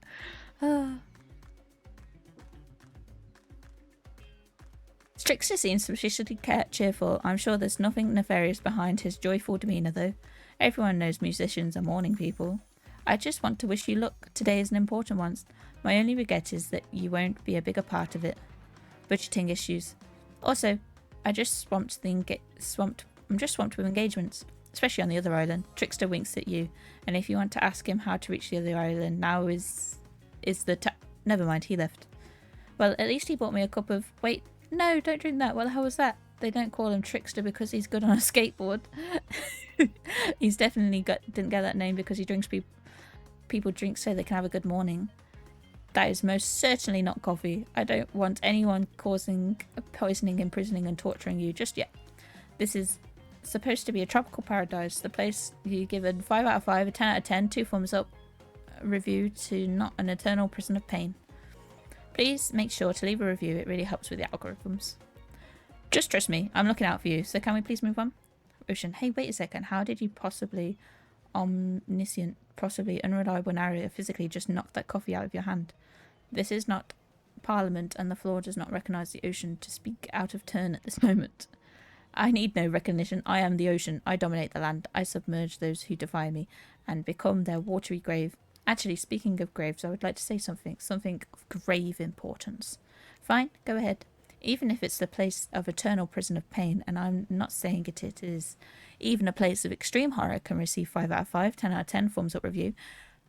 If it was crafted with love or that's the type of thing you're into. You know, the ocean is right. A lot of hurt work goes into this place like this. You should really judge it in the artist's intent. And whenever possible, start with the mindset of giving them the benefit of the doubt.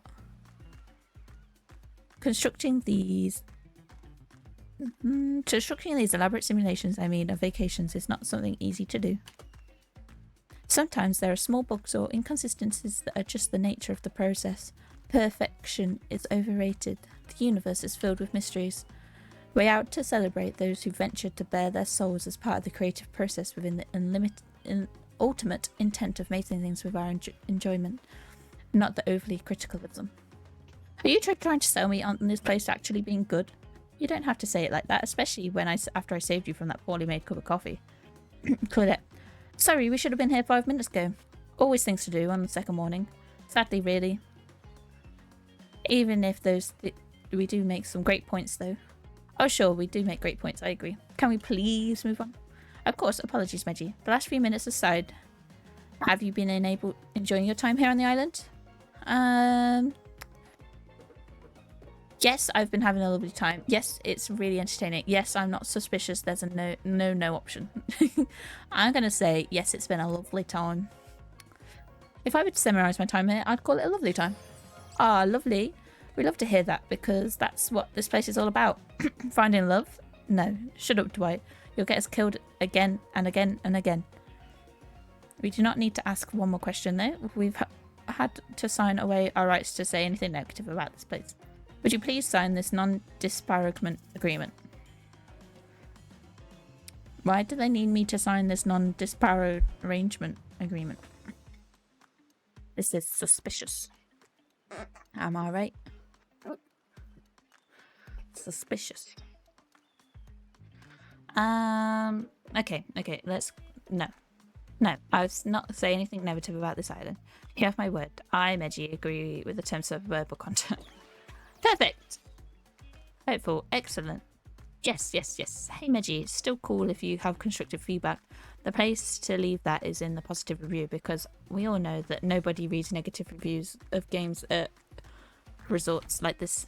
Anyway, I see Dwight and Claudette have gone into a trance. With the grumbling I hear from your belly, that can only mean one thing. Breakfast. Let's go get breakfast.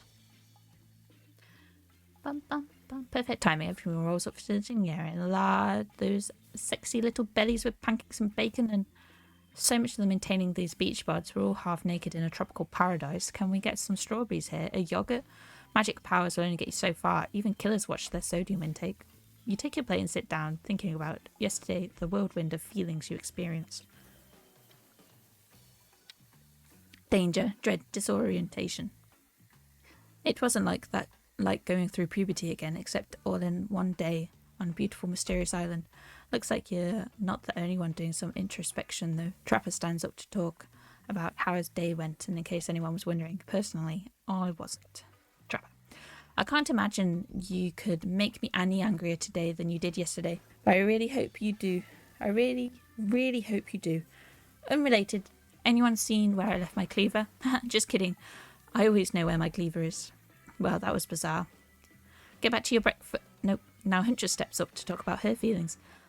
This island is treacherous. I don't know about what the newcomer thinks they are going to do here, but it certainly isn't helping any of us.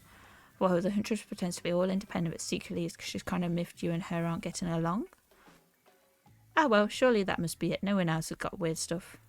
And that's just it. Here comes Spirit. Something's not right. Did anyone else feel especially cold last night? Not in the technical dead sense, but, you know, some other sense. It's like, for the first time in a long time, I felt the sun yesterday, and then it went away and I didn't like it. Guessing Rafe has had enough time to work up the courage to speak in front of the group.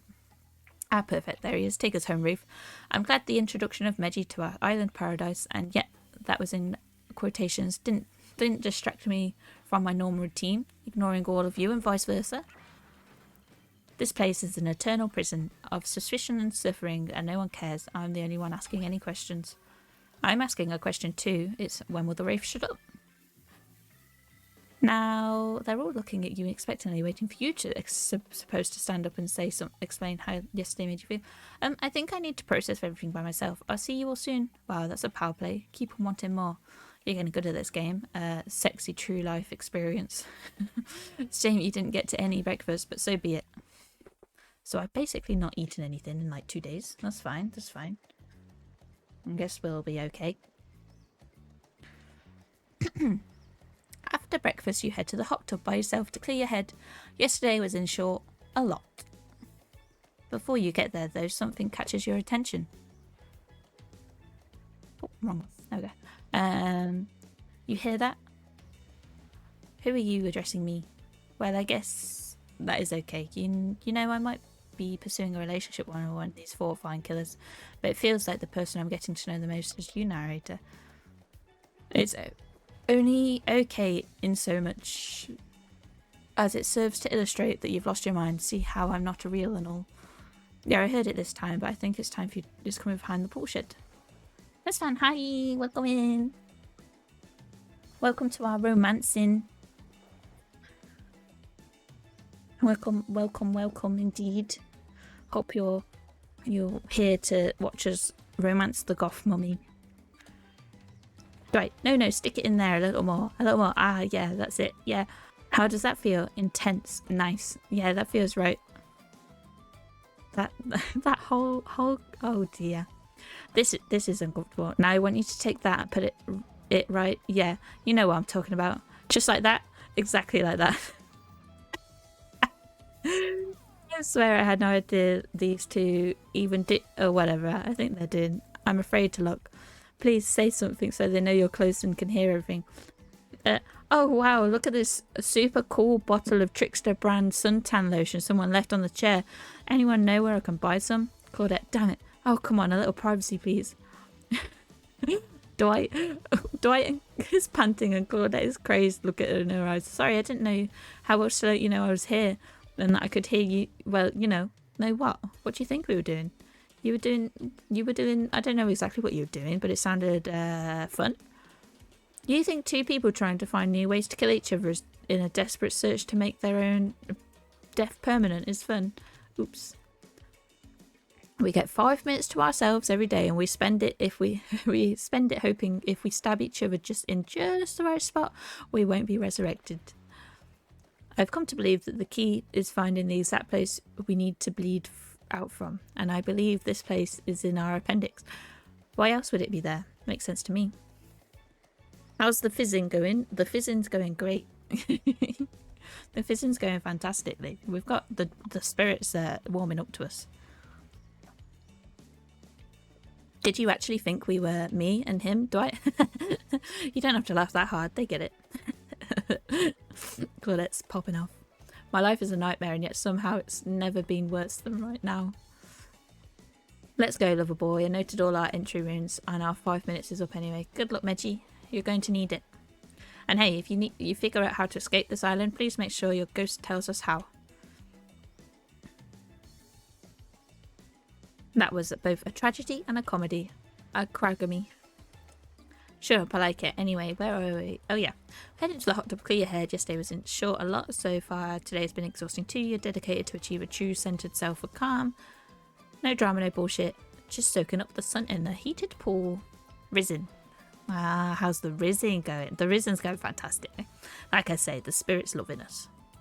We're trying to rizz up Spirit currently because she's a cute goth mum, you know. Today you're on a date with you. Ooh, I like that. I want to be on a date with me. Who would make the first move? Aside from that disturbing thought, all I'm going to plan is until the shadow blocks your precious sun. Spiky tip like a palm tree and bending over you in the screw. It's not a tree at all. It's He's always got to be here, hasn't he? He just can't leave us alone. Hey, babe. Breakfast was weird, huh? Everyone was getting up and announcing how they're feeling. What's that about? Some kind of forced check-in with the group? I don't like it. Fishy. Kind of lazy. Whatever though, breakfast is dumb. No one should eat before noon. Or after 4 PM. Yeah, I do intermittent fasting. You seen my abs, by the way? Maybe you can see them later on my private stage on the other island, you know, Ip Island, where all the Hollywood celebs hang out. If you play your cards right, I could give you a private show. Catch you around. His abs are... No, they're not. Don't. No, I can't say that. Don't. No, this isn't me. The dude defo reminded me of someone. Same, bestie, same. His abs are pretty amazing. You gotta give him that. And that blow-up bat, threatening but adorable, makes for an interesting silhouette. Genius design. He's a psychopath. It's just like the rest of them. You don't give him anything. We're not the best friends. Just because we had a little talk about doing a little talk, it's not an open invitation to go smashing the fourth wall every 5 seconds. Now that guy's gone, we've got some ground rules established and we're definitely going to abide by it. It's time to lay back, take some deep breaths, slow breaths, and nope, another shadow. These people will not leave you alone. Let's see who it is this time. Oh, it's Spirit. That checks out. You two have gotten pretty cozy. She's got blush. She's blushing, guys. Do you see this? She's blushing. Okay. We should get out of here. I know a place that brings a welcome darkness to this tropical nightmare. Best of all, I'm the only one that seems to know about it, so we won't be bothered there. I don't even know why I'm telling you, really. It's my private spot, but I guess I've got a feeling that you'll really appreciate it in the way that I do. Not like those other killers. They don't get me. But I'll get them. Oh, I'll get them all. I'll get my father too, and I'll punish him for what he did to my mother and me. Spirit radiates a menacing aura, waving her sword around in the air as she threatens, well, the entire universe. It's scary and more than a little hot. If you get turned on by menacing... I love this game. This game's amazing. Okay, look at this time. Look, all this time on Murderous Island has got us a little bit confused about things I'm choosing to lean into. I'd suggest you do the same. You've seen her get mad, which is probably enough to scare you into compliance, but you've also seen that there's a more sensitive side hiding within her. Which one do you think will win out? You consider her offer, but before you decide if you want to go for Spirit, the Huntress interjects. I guess you could go off with Spirit today. She seems pretty cool, actually. I think if we weren't here on this island vying against each other for your attention, we might actually be friends. We might have something though, you and I. I can't let you go off with Goth Lighthouse without speaking up first. Yeah, I know her secret spot. I see everything through the holes of this adorable mask. I mean, she is a bunny, guys. She's got the bunny mask. So, my offer stands. We can still hang out today. Plenty of room at my cabin, wink wink. It's pretty cute that Huntress thinks that she has to say wink wink out loud. The mask barely even hides her face. Tough choice. You weigh out your options quickly because you can only go on one date today, and you also don't want to be hacked into pieces for saying the wrong thing. It's always good to remember that these are all cold-blooded killers, but you know what they say, when life gives you lemons, you make lemonade. And then you die horribly, wrenching, roving death after drinking it, because the lemons were poisoned all along. Sorry.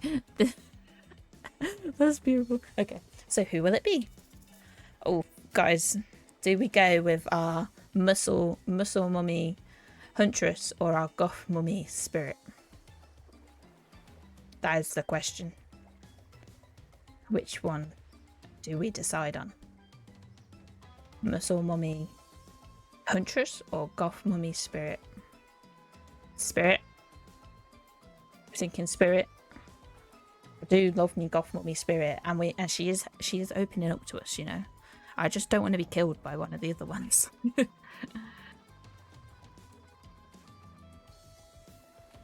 We stick to our goth queen. I pick spirit. Okay, we're sticking with our goth queen then. I gotta go with spirit. Oh, Testfan picked Huntress. Sorry, Testfan, you're the only one. You've made the correct decision, but know this: just because you've picked me doesn't mean I'm going to slobber all over you like a dog. Understand? Well, of course, you still got a lot to prove to me. I want to believe that our connection is real, and I've been hurt before, literally, with a katana that I now wield in a spectral form. You feel me? Because you will feel me if you try any of those macho trapper crap. Yeah, I feel you. Before you ask Claudette and Dwight to clarify, I'll just let you know that yes, it is too late to change your answer now. I don't want to change my answer. Okay, we got a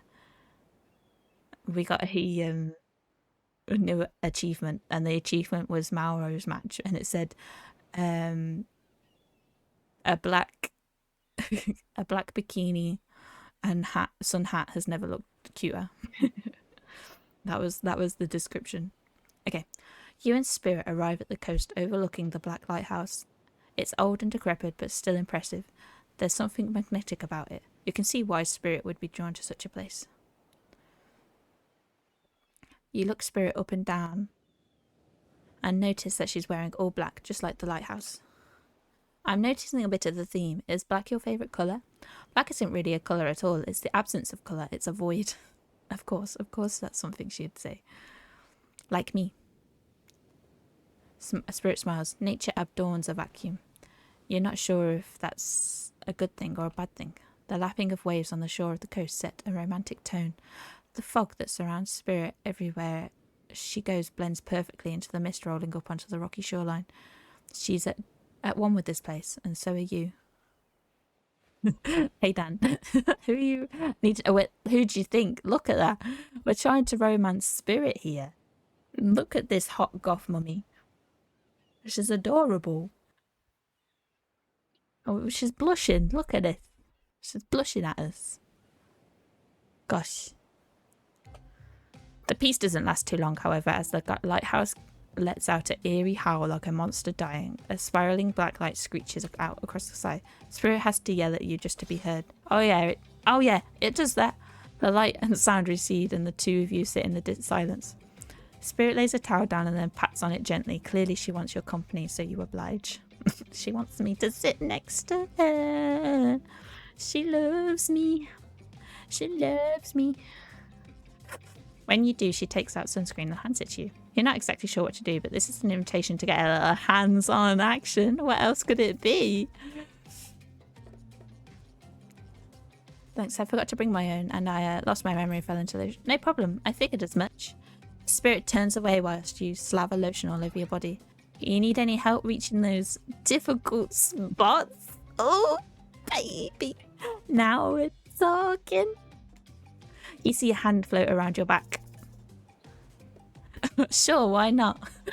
Do I gulp or do Oh, what are these options? Sure, why not, or gulp. That is... Sure, why not, for real? Yeah, so I'm thinking. We can't be having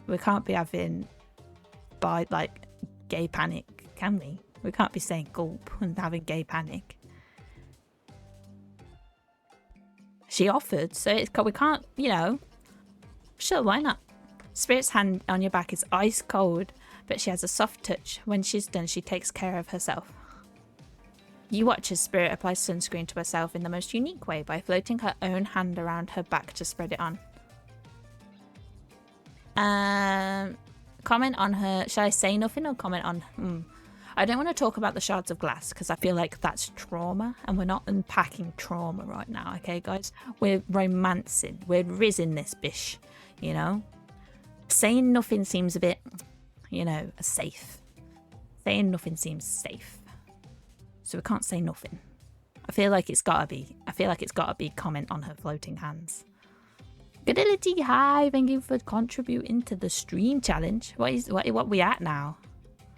Oof, we're at 38%. Let's go. Ain't saying nothing for real. Comment on our hands. You thinking of hands? Ray's contributed. Thank you, Ray. Okay. I think we're gonna go. I think we're gonna comment on her floating hand ability, guys. You think nothing too? Yeah, because the thing is, there's two sides of the trauma, isn't it? Glass sticking out of the trauma.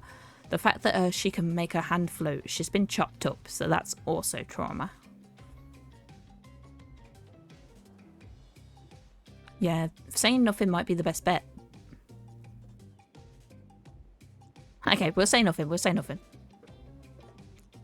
You look in wonder, not sure what's appropriate to say in this moment. While she's staring at Spirit's back, her head turns around and notices you looking at her. I'm sorry, is something wrong? I was just thinking about what you must have been through to end up like that, and it must have been. It was worse than death.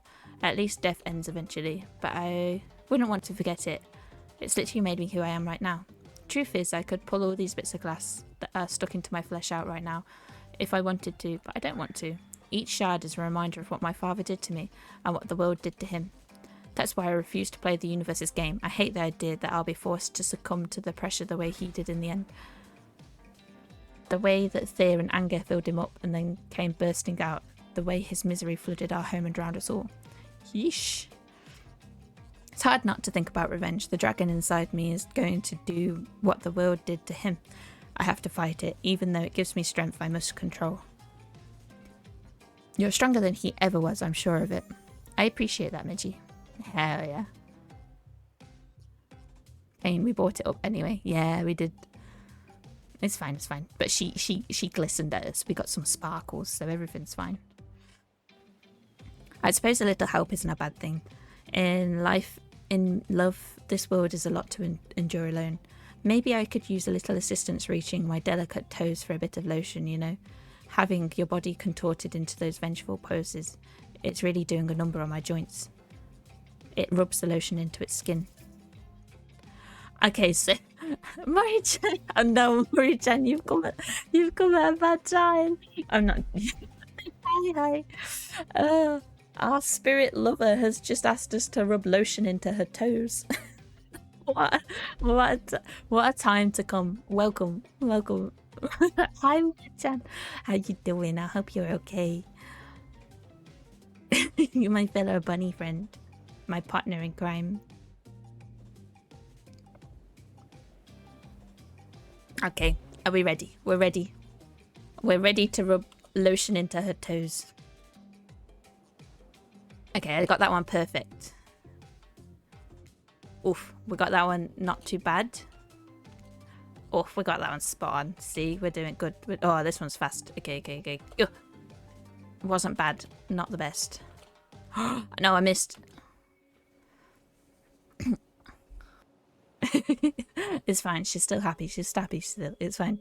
Well, I suppose that lotion made it to where it was supposed to be going eventually.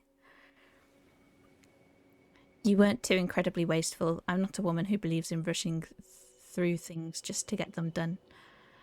And if there's a next time, I'm sure you'll do it even better. This spirit's cheeky. She's had me rubbing in lotion into her toes already. We only met yesterday. Like, stop. Cheeky. I just woke up and I'll tell you all. Thank you so much for chilling. Hope you had a good night's sleep. Yep. Okay. You look at the lighthouse. Its ominous dark form hovering above this moment between Spirit and yourself. Evil as it is, clearly is. In this case, it does not. Sorry. It does you a solid by blurting out another ominous moan and bursts of black light that rescues you from the awkward silence. From seemingly out of nowhere, an ancient-looking ship appears in the water. It glows, itself a thing of death, spirit of the ship that once sailed these seas centuries ago. A tattered black flag whips in the ocean air above the ship as it careens towards the shore.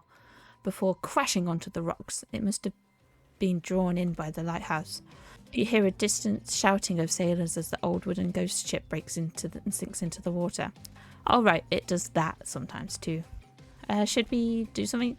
Nah, the sharks will take care of it. Within a minute, the ocean is quiet again except for the waves. Note to self, hungry sharks. Are these time-travelling pirates, or whatever they were? You're half sure you saw one of those skull and crossbone flags. Aren't the only ones drawn here today. It's Rafe. He has emerged from the palm trees behind you. I didn't come here to break up your data or something. I came here for that. For what? Rafe points to the lighthouse. It is indifferent to his attention. I've been seeing it in my dreams, shining in the strange light on me. Can't avoid it through the woods and walls. Nothing seems to stop it from reaching out to me. Duh, it's a haunted lighthouse. It does that to everybody at some point.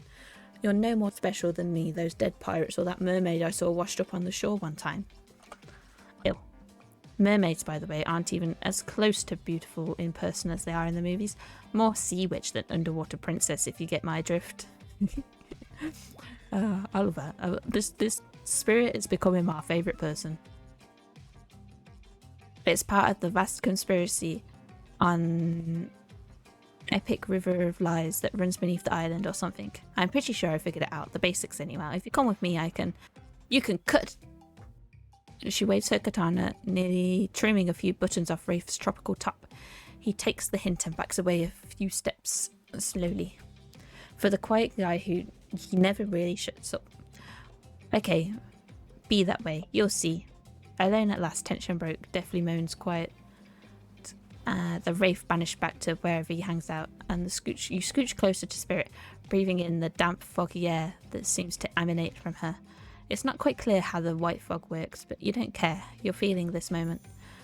Spirit seems to be feeling it too. She starts to adjust her robe. You can get a peek of the bathing suit underneath. Ooh, sheesh. This is cheeky. Oh my god. For some reason, you seem intent on proving how little she cares about everyone else and thinks she put a lot of work into getting into that suit. It's got straps for days. However, you're so focused on what's happening with you in Spirit, you don't see the next interruption coming. And Claudette and Dwight, am I right? Jesus Christ. Whatever you're doing, it doesn't seem like they were worried about they'd bump into much. And here to make Team Rocket vibes, literally. That's so true. We're here to make a very dramatic announcement. Well, technically we're here to invite you to join us back at the beach. We're here to make a very dramatic announcement. It's hard being the producers and the hosts. Aren't survivors supposed to work in groups of 4? Dwight looks like he's kicking Spirit. No, he can't kick our goth mummy. He's not allowed. When you arrive at the beach, you realise you were set up. Despite promising an announcement, Dwight and Claudette simply stand quietly. This isn't at all as what was promised. Wait a minute, there's no announcement here.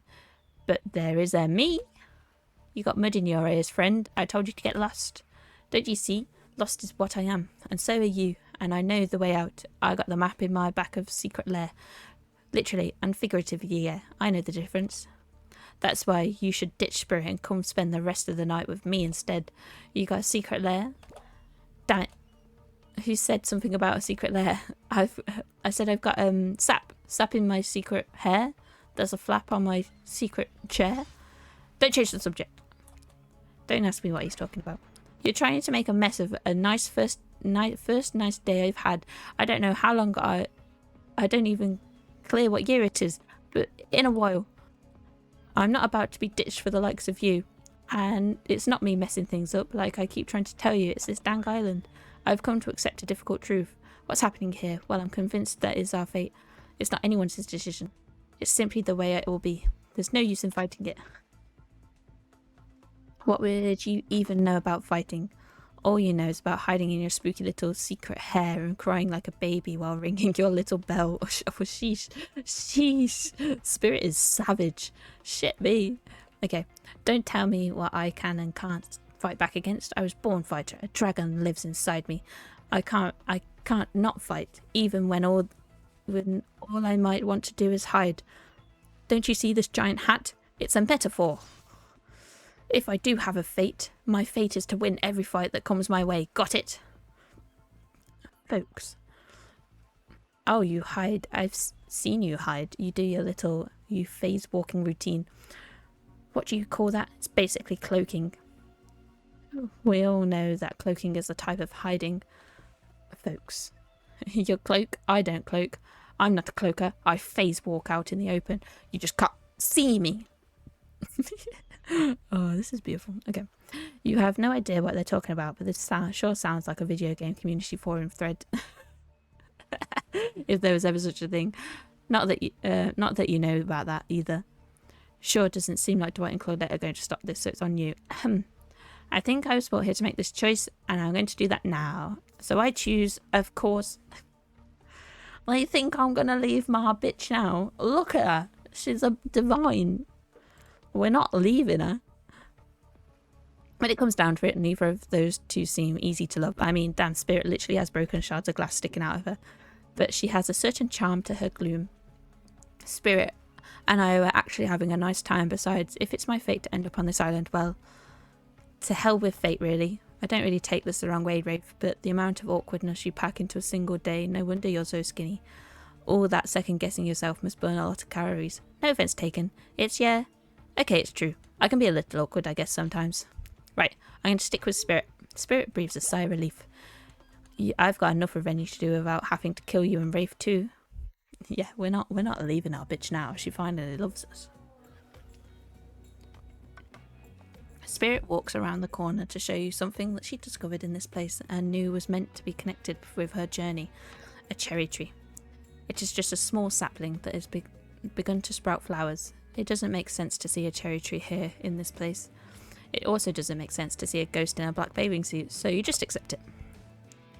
As Spirit steps up to the tree, a cold breeze pulls some petals off, and you can see them cascading through the air around the both of you. Do you know the meaning of the cherry blossom? They're beautiful. They're also quite symbolic. So, of course, they all, like all good cinema, their meaning is pretty complicated. I knew it. Knew what? What did you know? What do you mean? What do they mean to you? For many people, being among cherry blossoms is being a celebration of life. People travel great distances just to be near their vibrant beauty. However, all as beautiful as they might be, they aren't magical. They're simply flowers. They quickly die and fade, and for this reason, they also a symbol of fleeting nature of life, of our fragile morality. In a way, it's a spectre of looming death that calls attention to this special moment to see and appreciate life. How does that duality make you feel, Meji? I'm going to say empowered. The knowledge of life and death is a cycle has always given me peace. Accepting the fleeting nature of life, like the beauty of the flower in bloom, allows me to appreciate the moment without being too hung up about what comes next. As you explain, Spirit's race begins to look sad to you.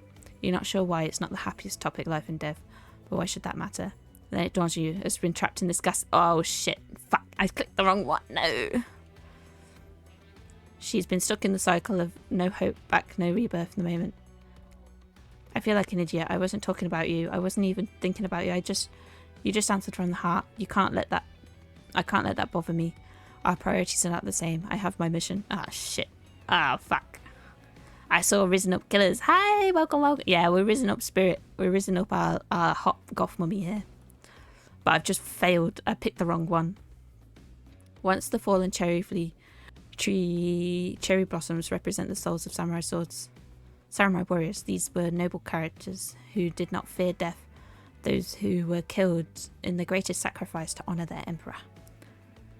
Their lives were short, but their purpose gave them beauty. Whose warriors saw death coming, but they never despaired. They stood and faced it. They held their sword and struck down their fear. But despite the samurai spirit that lives in me, in my noble bloodline, my life has ended, but my death continues to stretch on. The cycle is frozen. This cherry tree, it's not real. Though its petals fall, they soon replenish. It's as if they were installed here by someone.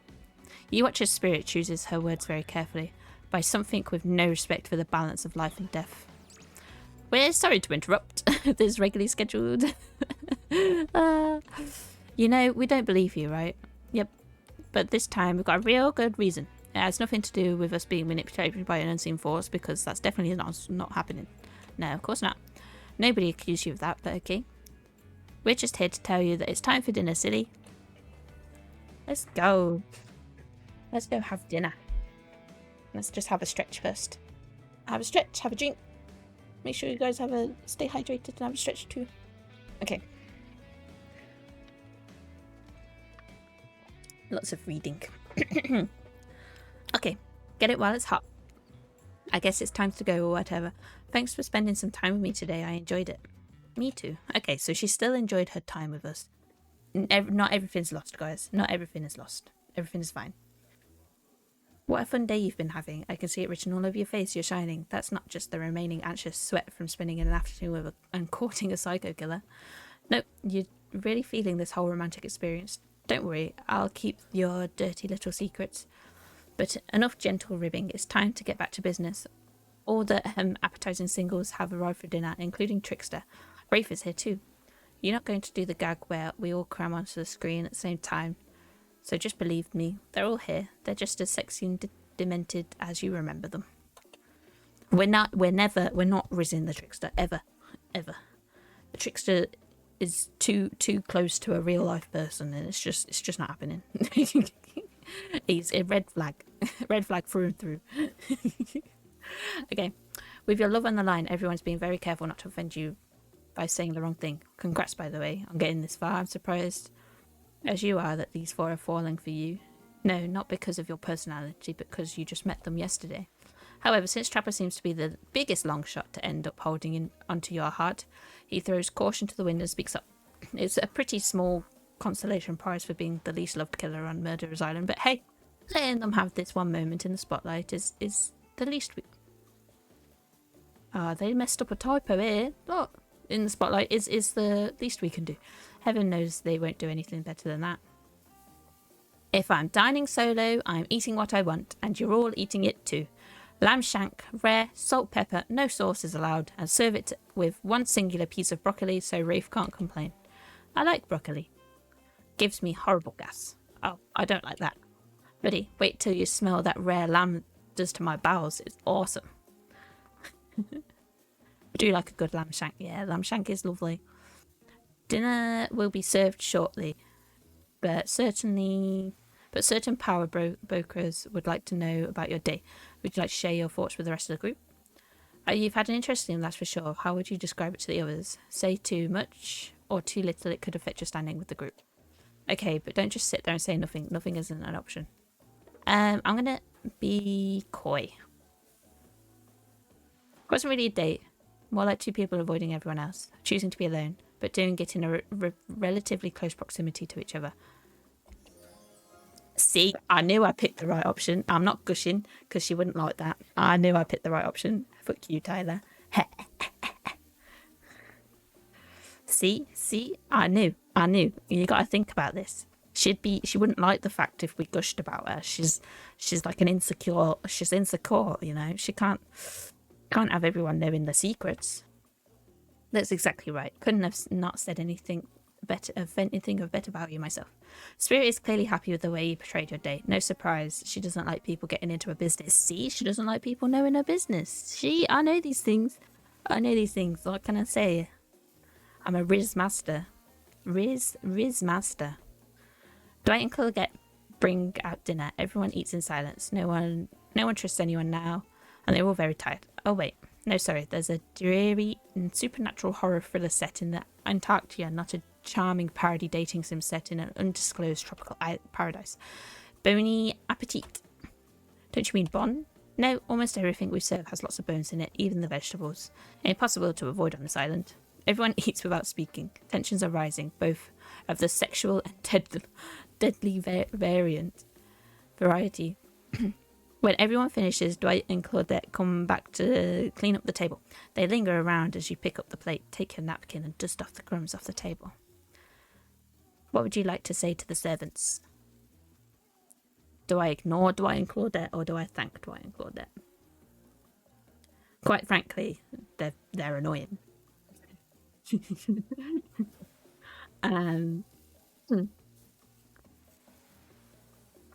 I think thanks, but they suck. They do suck. They suck so badly. Can't piss them off, surely. Yeah. We'll thank them. We'll thank them. Your top-notch service is much appreciated. Everyone, if you would like to please be kind, so kind as to follow us to the fire pit, we'd greatly appreciate it. We've been told something big is going to happen. Something would change everything. You can go willingly or you can go unwillingly. You have no choice. Tough cookies. Did you have a choice on how you said that, dweeb? Yes, I immediately regret how I did. Good. Something needs to change around here. Fire is rebirth. Fire illuminates the soul. I hope the fire isn't too smoky. Smoke hurts my eyes. I have pretty sensitive eyes. I am so horribly afraid of it. The fire, I mean, not my eyes, because of the childhood trauma involving fire. Interesting. Finally, everyone starts moving forward to the fire pit. If only to get away from Rafe's complaining. Not many. None of them seem to really like Rafe, do they? Okay. You take a seat on a comfortable log, feeling the fire's heat against your skin. Wait for other killers to take their place, wondering who will want to tell a story this time. Or narrate to tell a story? I bet they've been stunningly creative mind. Hey, you think, are they allowed to simply place thoughts in my mind like this? Doesn't seem fair. Everyone makes their way in, but something unexpected happens. Nothing happens. Something almost seems to be happening here, so nothing is probably not a great sign. I like Rafe. No, I like Rafe as well. It seems like none of the other characters in the game, like the other killers, seem to like Rafe that much. They seem to find Rafe annoying. Midgie, press ... Oh, cool. Now everyone is looking at you. You know, do something. Should I pick someone to tell a story, or we could place a raid, Boggle? Well, we were actually thinking, why don't you tell us a story? Rafe points his spine and skull staff thingamajig at you. You duck out of its way. Who knows what that thing can do? Probably shoots lasers. Try not to bore us. We're just very interested in you. Don't speak for me, Huntress. Now you can't tell if you're warm from the fire or if your nerves are heating up. I know that this fire is right there, but maybe if you stop talking about it all the time, we can start pretend that it's not there and doesn't, burn. He's not supposed to hear me. Get out, Rafe. Medji was about to make an important decision about telling us a story or not. Well, they're interested in getting to know me, so I guess we've got to tell a story, right? We've got to tell a story because Spirit's a storyteller as well.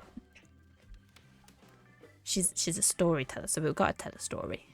Okay. Sure, I'm going to tell a story. I hope it's a mystery. Ah. Why is he here? Okay, so what type of story do you want to tell?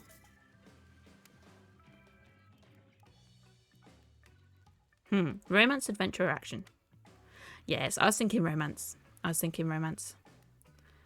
Because technically Spirit told a romance story yesterday. And I don't feel like Spirit would be into adventure or action. She's into like her horrors and romance. I don't feel like she'd be into action or adventure. She's not the action adventure type. We'll go with romance. We'll go with romance. Let's go. I'll tell a romantic story. See, she's happy. About two lovers who take poison together and die foaming at the mouth. Oh, I love her. I love her to bits. About two strong hunters who meet when they both tried to bludgeon the same wily Wolverine. Not quite, it's about my parents. They met in a party at college he was hosting. She'd been dragged there by some friends. They couldn't have been more different, and yet, as the night went on, they were drawn to each other. She made fun of his music, taste in music. He took on interest in her major, women's studies. They were married within 2 months. Bit soon to know if you can trust someone, don't you think? It's so sweet. Exactly, I learned a lot about love from them, and if you know, you know. Some people don't need years to get acquainted with their partner. Love could spark from a mere look across a campfire. Now you've gotten their attention. Each killer is furiously attempting to catch your eye from across the fire pit. Except for Trickster. He has wandered over to the bar and is loudly playing his own music on headphones to drown you out. Okay. Nah, that was not a very good story. I don't mean to insult you, but it was quite bad, sorry, but the narrative keeps it real. I can't just end there. Who else would like to hear a story from you tonight? You look from killer to killer trying to decide on who might be the most entertaining. I mean, we had Spirit tell a story yesterday, and we are romancing Spirit, but I feel like we can't choose Spirit again today. But then I feel like she'll be upset if we don't choose Spirit today. That is, we're in a dilemma, you know. I guess we're just gonna have to go with Spirit, right? What do you guys think? What do we think?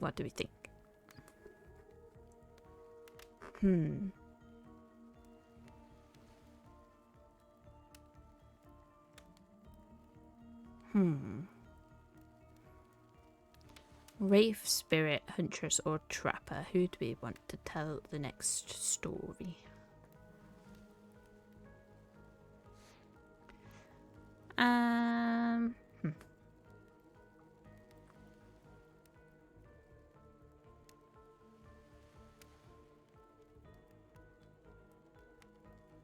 Can we pick the Goth again? Yes, we can pick the Goth again. I think we can. I'm just unsure whether it's going to be like... She's going to be upset that we've picked her again. That's the thing, you know. But she's a good storyteller, so it's not like it's... I don't think it'll be a bad thing.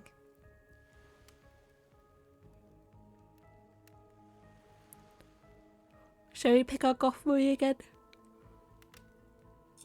Because maybe it goes deeper into the lore. True. That's very true. Okay. We'll pick Goth Mummy again. We'll pick Goth Mummy again. Okay, let's go. Oh, yeah, I know it. She's not happy. I thought so. I suppose I could tell a story I don't really want to, but anything I say is sure to be better than whatever you get out of the people of this group. She's happy and not happy. That was a difficult... Okay. It's okay. Like all good stories, I stole this one from a person in the past who is dead now. Can't do anything about it. It's called The Bride. Technically, I suppose, the fiancé.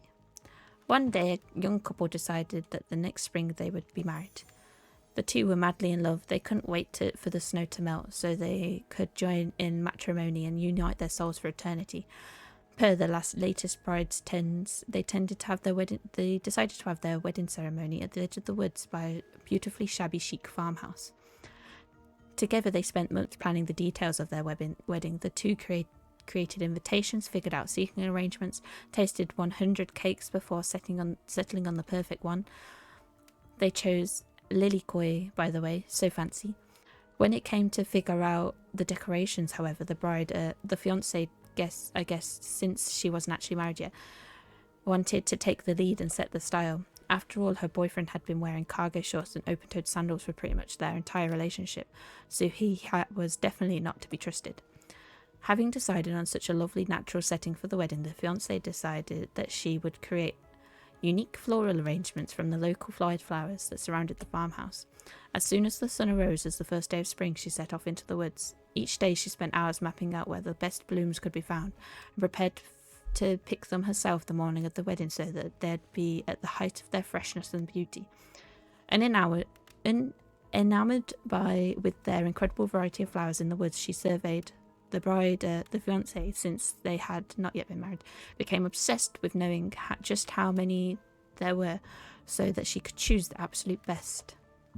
When the fateful morning of her big day finally came, the fiancée told her husband-to-be that she had one final errand before the wedding. Excited for the ceremony to come, she dressed in her beautiful white gown and set off into the woods to gather.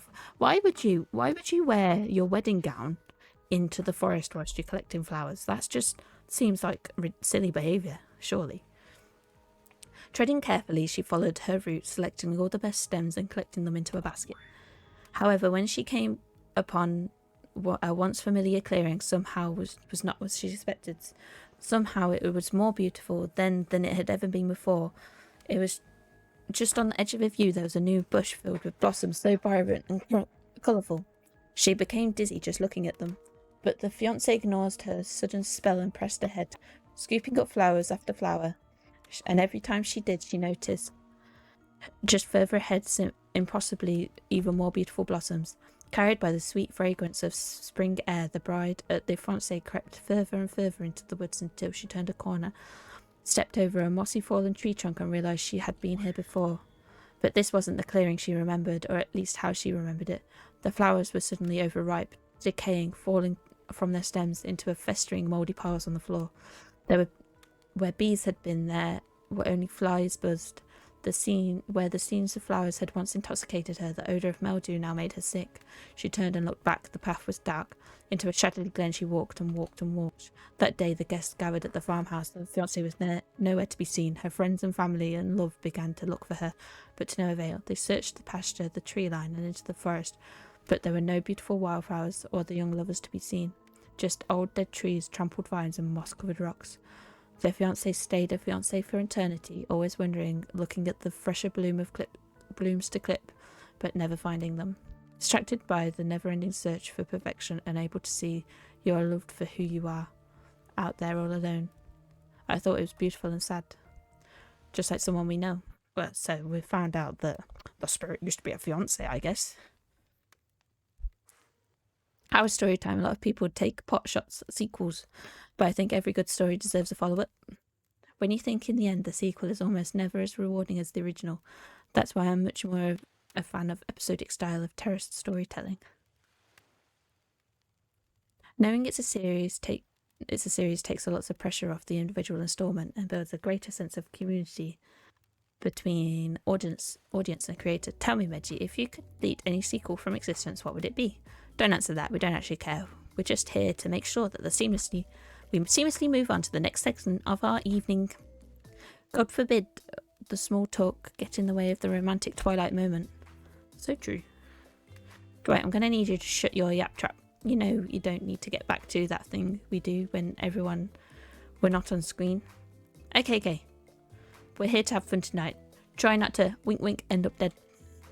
Why do you always say the words wink wink out loud?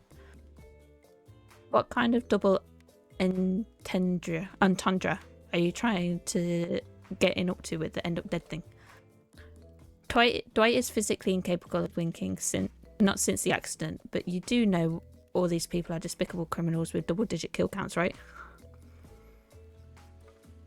Well, except for Spirit, she doesn't really belong. She really doesn't belong here. She's strictly a victim, not a perpetrator. No wonder she's pissed. Did I hear someone trash-talking Spirit? Deal me in.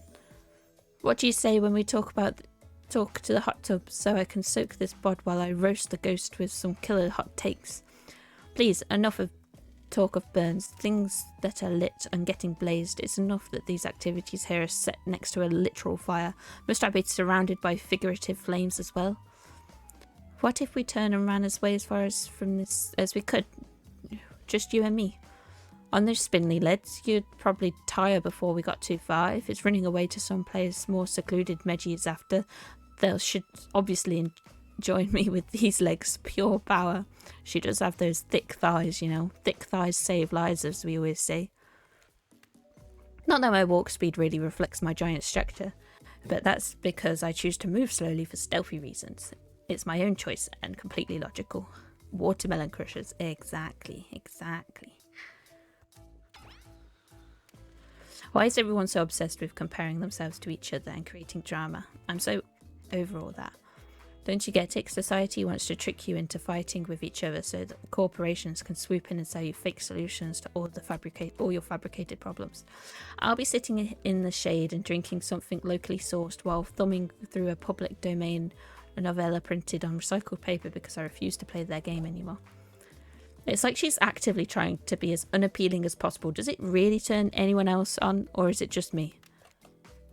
Despite Trapper's insatiable appetite, it seems his attention, along with others' attention, everyone else's, is still on you for the moment. If you could, I don't know, pick one of us, maybe we could all move on with our lives, or, you know, some special projects we might have going on. You heard him. Who will it be? Who will be heading off with? Well, we've spent morning with Spirit. We've spent afternoon with Spirit. Obviously, we've got to pick Spirit again. Here, come on, babes. Let's go. Spirit? Yeah. Oh, you pick me? Yay. Sorry, that was rude of me. I despise phoniness, so I should be honest with you. You make for interesting company, and I love the idea of winning over these colours at all the costs. Even when I hate the game and the prize, but I had a long day. Floating, subverting expectations, grinding my teeth as I imagine sweet, sweet revenge. It takes a lot out of me. So don't stop bringing your A game, alright? It might seem like I hate everything and getting to really know who I am is an impossible task, not worth you trying. But too bad. You won't know unless you search deep inside yourself and bring everything you've got. Or just say the exact right thing at the right time and melt my cold heart in an instant. I don't know the rules here any better than you do. See you at the bar, I guess. To the bar we go. Bum bum bum ba-dum ba-dum bum bum bum bum. I do find Claudette and Dwight's pose really stupid. Why do we have this pose? Okay. You arrive at the bar and find Dwight and Claudette both holding cocktail shakers surrounded by a bevy of bottles of assorted boozes. Who's ready to get wasted? Well, I don't drink, so not me. You really don't drink ever? Is that like because it will just fall out a hole in your stomach thing? Or I don't drink alcohol because why did I say that? Why? I don't drink alcohol. Alcohol is a poison for the body and the mind. I don't need to act like a fool, just have a good time. So true, bestie. Then why did you choose the mixology lessons as your romantic nighttime activity? Everyone knows this date is just kind of an excuse to get loaded on booze and make terrible decisions. It's true, not a single person has ever learned anything at one of these things. Dwight, now that's not true. You learned how to tie a cherry knot in a stem using only your tongue. These people, they're saucy. Whoa, whoa, who ordered the soda with a splash of my private business? That's off the menu. Well, I know what I'm drinking to forget tonight. Mixology is a real thing, and it doesn't require alcohol to be interesting. I'll have you all know that I worked at a restaurant before I was violently executed by your father, on whom you will have your bloody vengeance. Right? Well, so be it. How about you, Meggie? Do you drink? I'm gonna stay sober because my bitch is staying sober. We've got to stay sober with our love. I've got the impression that tonight will be a night that I want to remember perfectly, so I'm going to pass on the alcoholic drinks. Here. Alcohol is a false escape. Besides, it's not like sober people can't have fun. Exactly. So true, Spirit. So true. Spirit knows the facts. You watch as Spirit picks up a plump cherry, roughly stabs the little plastic through it. Cherry juice splatters everywhere. Its little fruity guts flop out onto the Spirit's lap. Oopsie. One of the upsides of wearing black, it hardly shows any stains. No take-backsies. So, lovebirds, what drink shall we make? Dark. We got the fancy beer. I don't feel like we can't do a fancy beer. Zombie. We could do zombie. Bloody Mary or dark and stormy. Dark and stormy, surely. She loves dark, but also she's undead, so basically, so zombie could work. Bloody Mary. I don't feel like she's like they say. Yes, she kills current, like she does kill, but she is a victim. Trauma, though. It's a difficult one. It's a difficult one. Dark and stormy. Test going dark and stormy. Okay, Tyro's going dark and stormy. Is there anyone else who wants to weigh in on this vote?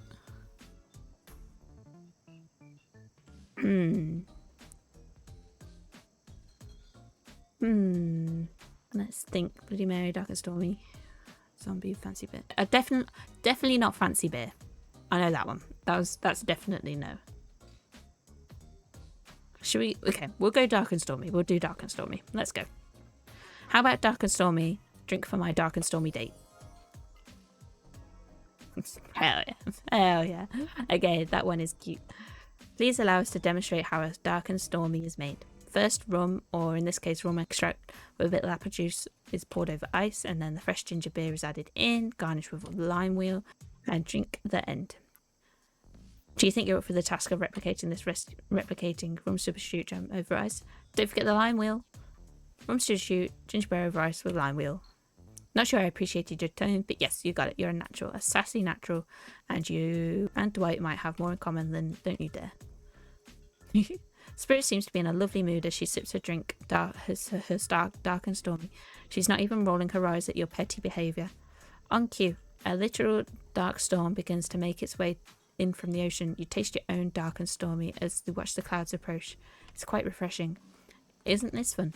Honestly, it's the most drama-free fun I've had since I got here. Since you picked a simple but delicious drink, we've got plenty of time left to relax. Wanna make out a little?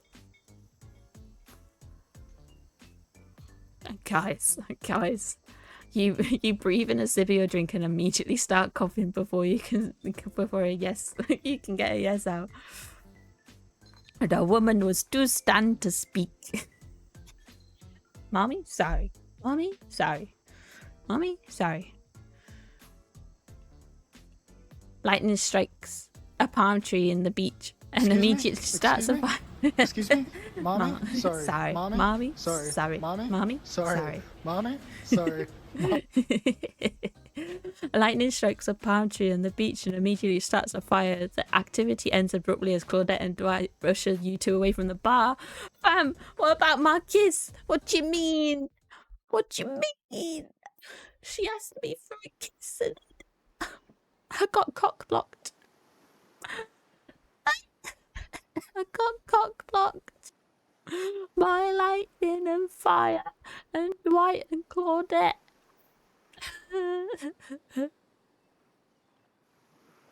This is heartbreaking. Heartbreaking.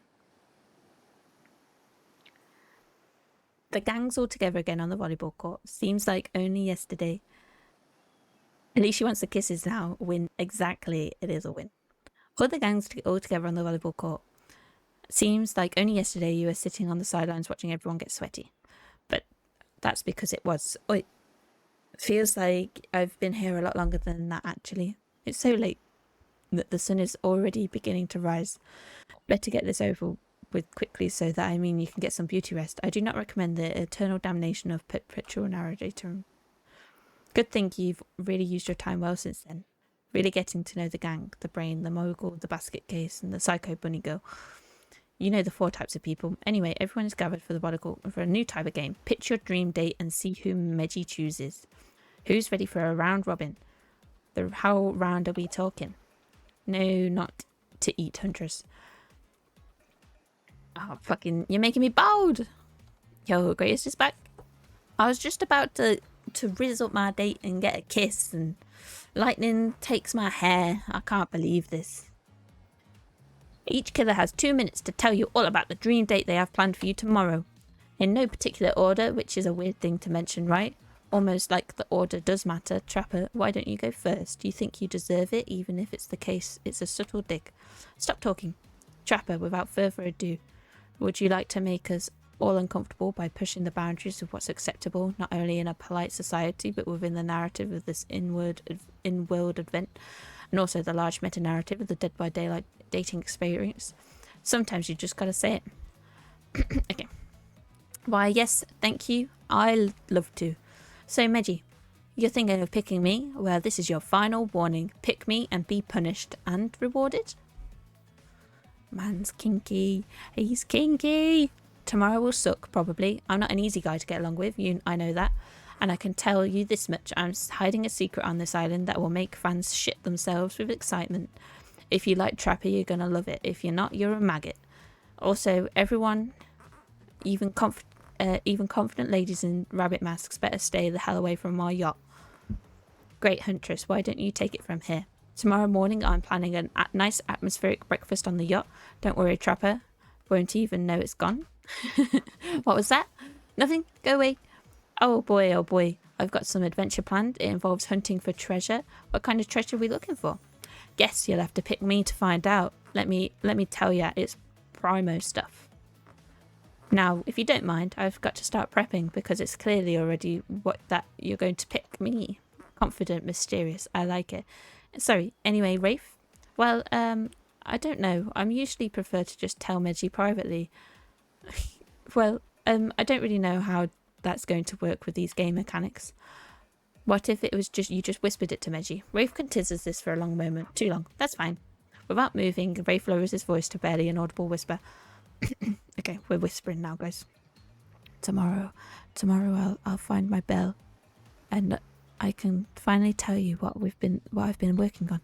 It's going to be real special, the kind of thing where we really bond. Maybe finally get off this island, and maybe we can go on a real date. Are you done? Is that it? Rafe nods proudly. Is up, Spirit.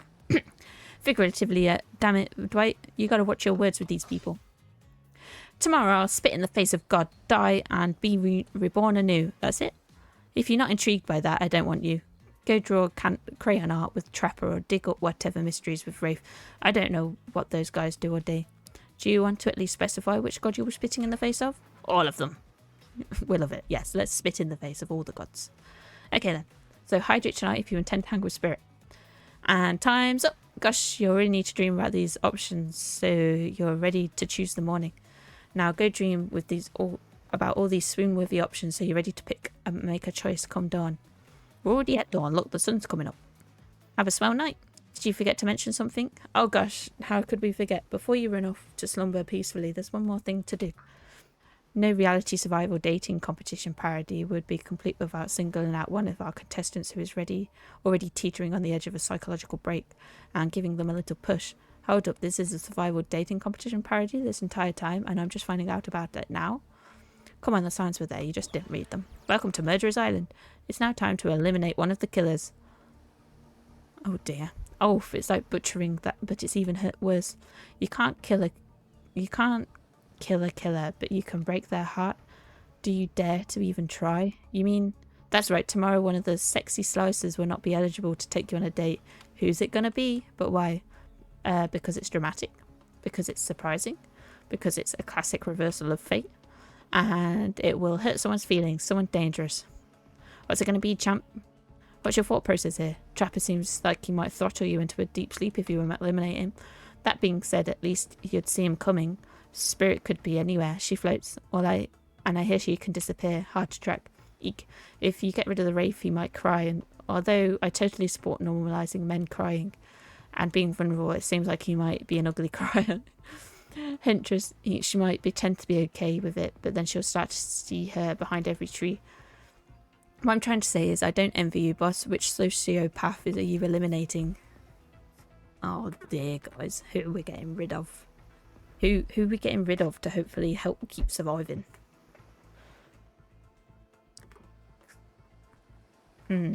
Obviously, we're not getting rid of Spirit.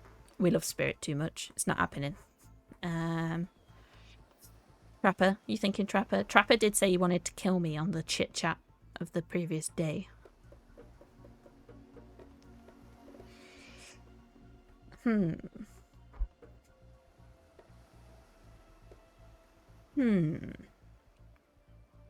Yeah, we'll get rid of Trapper. We run the risk of being killed by Trapper, but that's fine. See you, Trapper. You sent the Trapper packing. Sleep with both eyes open. That's the achievement I just got, guys. This was very simple, Trapper. You scare the living shit out of me. You are eliminated. That's fair. Honestly, though, I don't care. You suck. Not in a good way. You bore me. You're personality-free maggot. It wouldn't even be fun to kill you, which I was totally going to do tomorrow the first chance I got. So really, this is a win-win for the both of us. Might still kill you, though, out of the principle of eliminating me. Sleep with both eyes open and have fun on your date tomorrow. Now that you've broken the heart of someone heartless, you should get some shut-eye. Don't worry too much about the broken heart you've left behind, because of course you'll be receiving a consolation prize. They might not get to go home with Medji when all this is over, but they'll never sleep alone again. That's right. We're sending our eliminator player home with...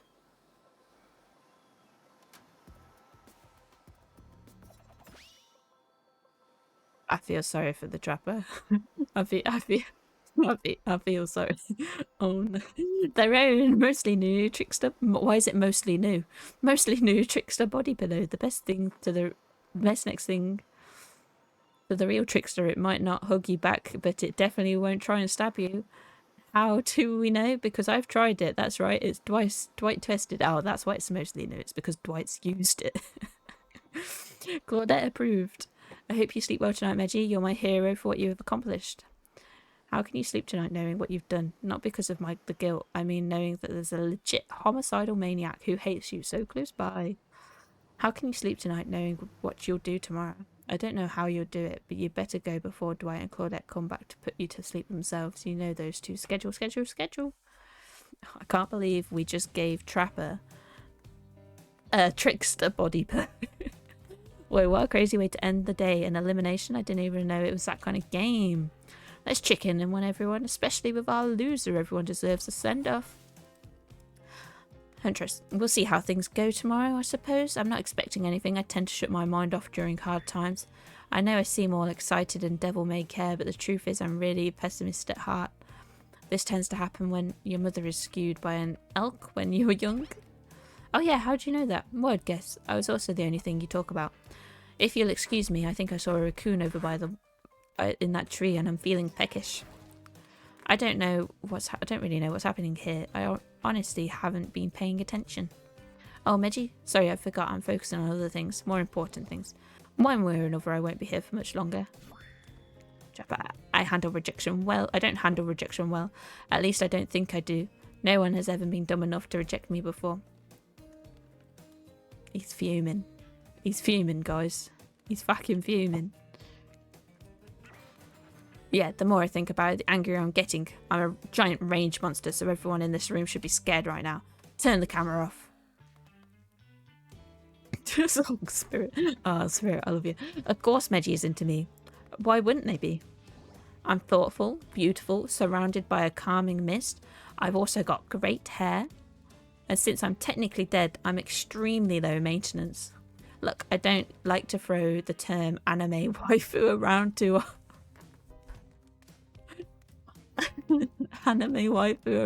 often, but if the body pillow fits, snuggle it, you know what I mean?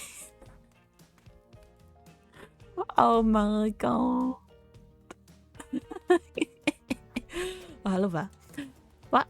No, you're not part of this. You don't get a confessional. It's cool, man. I'm not part of anything, you feel me? I'm not a cog in anyone's machine. I'm my own machine. This whole thing is pretty cute though. Charmingly low budget, old school marketing vibes. Not gonna lie, I kind of wish I wasn't too busy right now. I'd definitely be down for a reality show style dating competition with survival elements. And I've got my new album. Upcoming tour, finalising the new sneaker line, producing a limited series on my life, starting a new social media, NFT crypto up, and doing these private gigs over on IP Island. My dudes, you gotta come check it out. IP Island's dope. It's where the real killers are hanging out. Fully licensed, no legal drama. Lawyers, take a hike. I'm gonna tell everyone that Trickster said that about them. Don't worry. I'm talking about your favourite established characters from all over pop culture that can't be seen on this island. Hell yeah, you can't even mention them. Like Ghostface. Did stream break or I break? I think you break. Did you break? Everything's fine. On my end. Bum bum bum bum bum bum bum. I like how they can't actually mention Ghostface.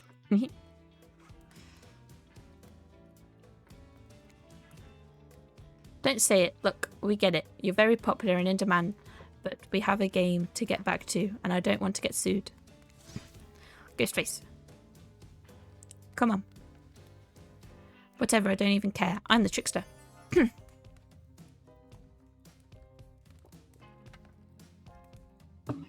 See you around, Meggie. You too, Naruto.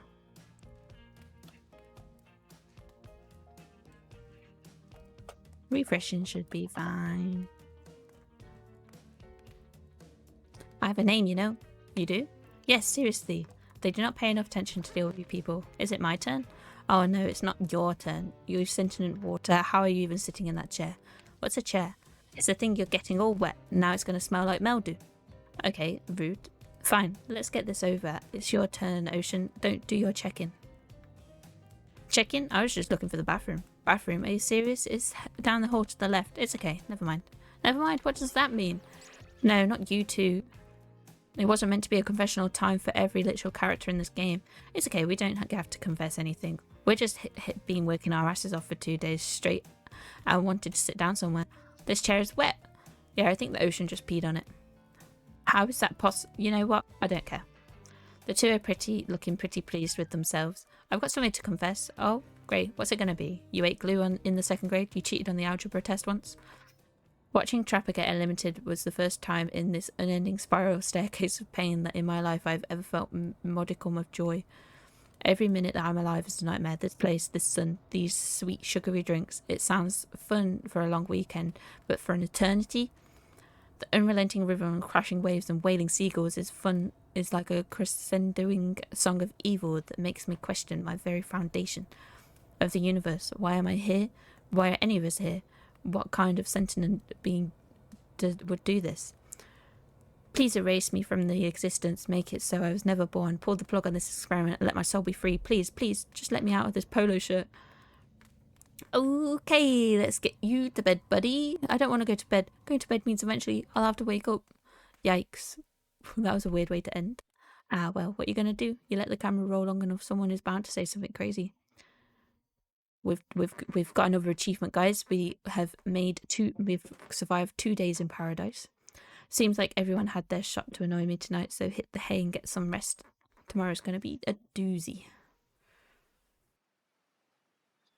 It's going to be a doozy, guys. Okay, right, guys. I'm just going to nip to grab a new drink because I am reading a lot, so I need to constantly drink to keep my vocal cords moist, I guess. That's probably the wrong way to say it, but you know. So I'm just going to nip to grab a new drink and stuff, and then I'll be back in just a momento. Give me 2 seconds. Thank you very much.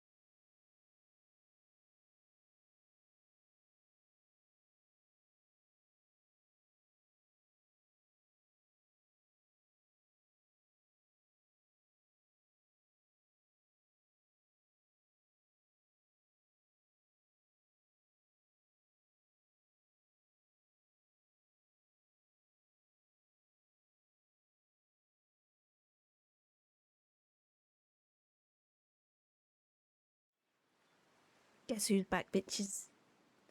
I'm back. I'm back at it. Hello, people to chat. Buddy, hi. How you doing? Welcome in, welcome in. Thank you for coming to say hi. We've risen up some people today. How's it going? How's it going, my lovely Valley? Take a moment just to make sure everyone has also stretch and has a drink and stuff. You're fantastic. I'm glad you're fantastic, my lovely. I's also pretty decent. We're rizzing up a hot goth mummy. Hope you enjoy your stay as we continue to rizz her up. Yep. Rightio. Let's continue, shall we, guys? Soft sunlight warms your skin, nudging you awake as if you're using a killer crab as a pillow, which you're sort of okay with.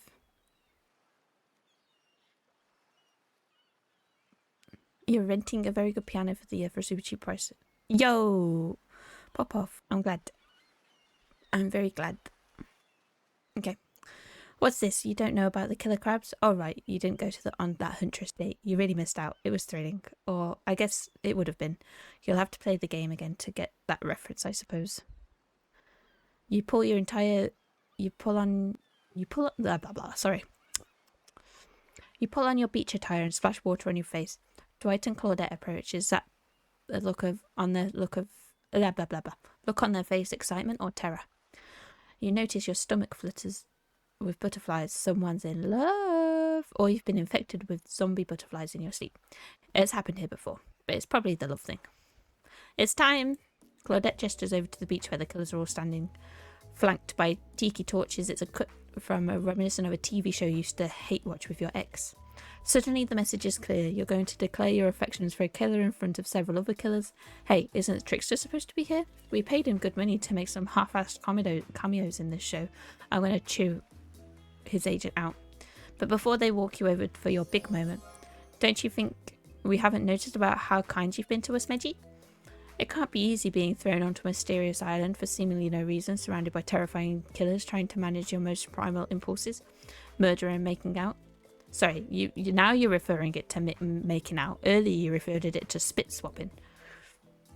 And you've kept a cool head and treated us, your friendly island host, with dignity and respect, so don't tell anyone we told you this, but Claudette and Dwight look around conspiratorially.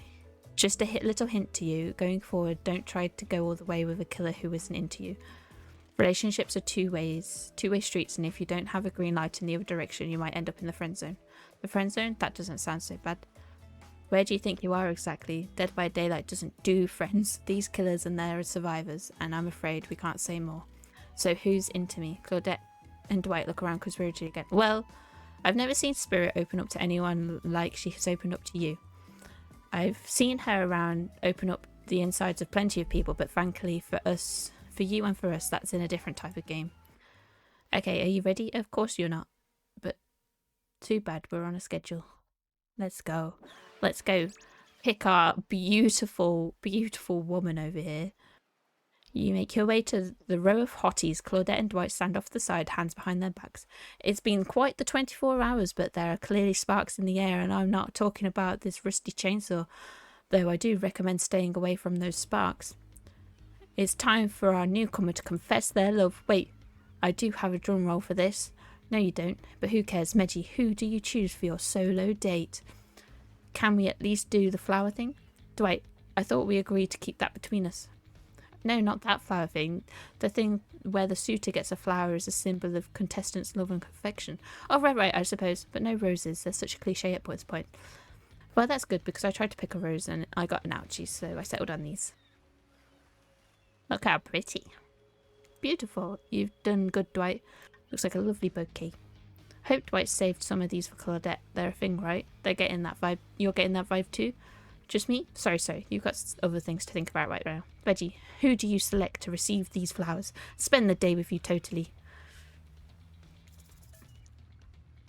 Hi Bash, welcome. Nice to see you. How are you doing? Hope you're doing well.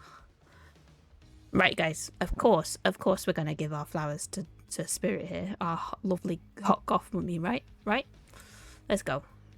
You approach the Spirit, peering below the drum of her impressively large hat and into her haunting eyes.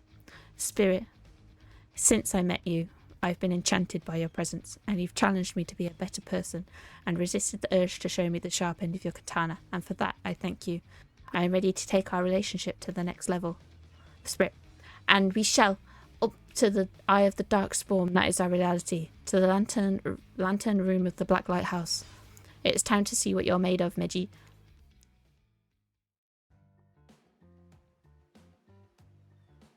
Okay. Okay, let's go. Let's go. Let's enjoy our date with the spirit. Am I right? Thought it might make a nice start to the day on Trapper's yacht before we head to the Black Lighthouse. Even if I kind of hate this basic tropical vacation stuff like yachts and snorkeling or whatever, it's good for you to see me in the sun a little bit at least. There's more to me than you've already gotten to experience. I know that the whole vibe can be a little dark. The hat, the swimsuit, the plume of floating hair. This wasn't always who I was. I was a normal young woman once. I went to school, hung out with friends. I even had a part-time job working at a restaurant in town.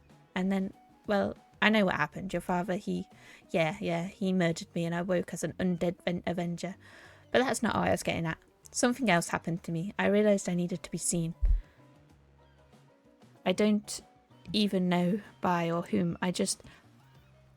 A lot of time, when you think about ghosts, they're these kind of see-through flittering spectres. You imagine reaching out and having your hand go right through them. Ooh! Like that sort of thing. Maybe there's some warpy effect on the world around you. I don't know. It depends on which movie you're watching. But when I died, well, I dared to try and reach your hand. Not really. That's not a movie. It's a rhetorical. Why did I end up like this? Who brought me here to this island? Who knows? I sure don't. I've got my ideas.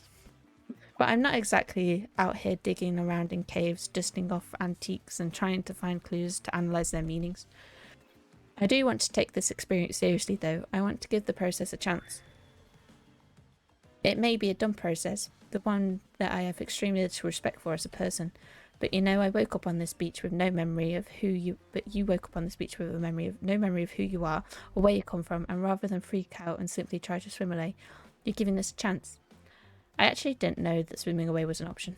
It's not, however. The fact that you never even tried to think means that you've got courage, or at least an open mind, or I don't know, maybe you stuck around because you like someone you met here. Of course I did. Maybe.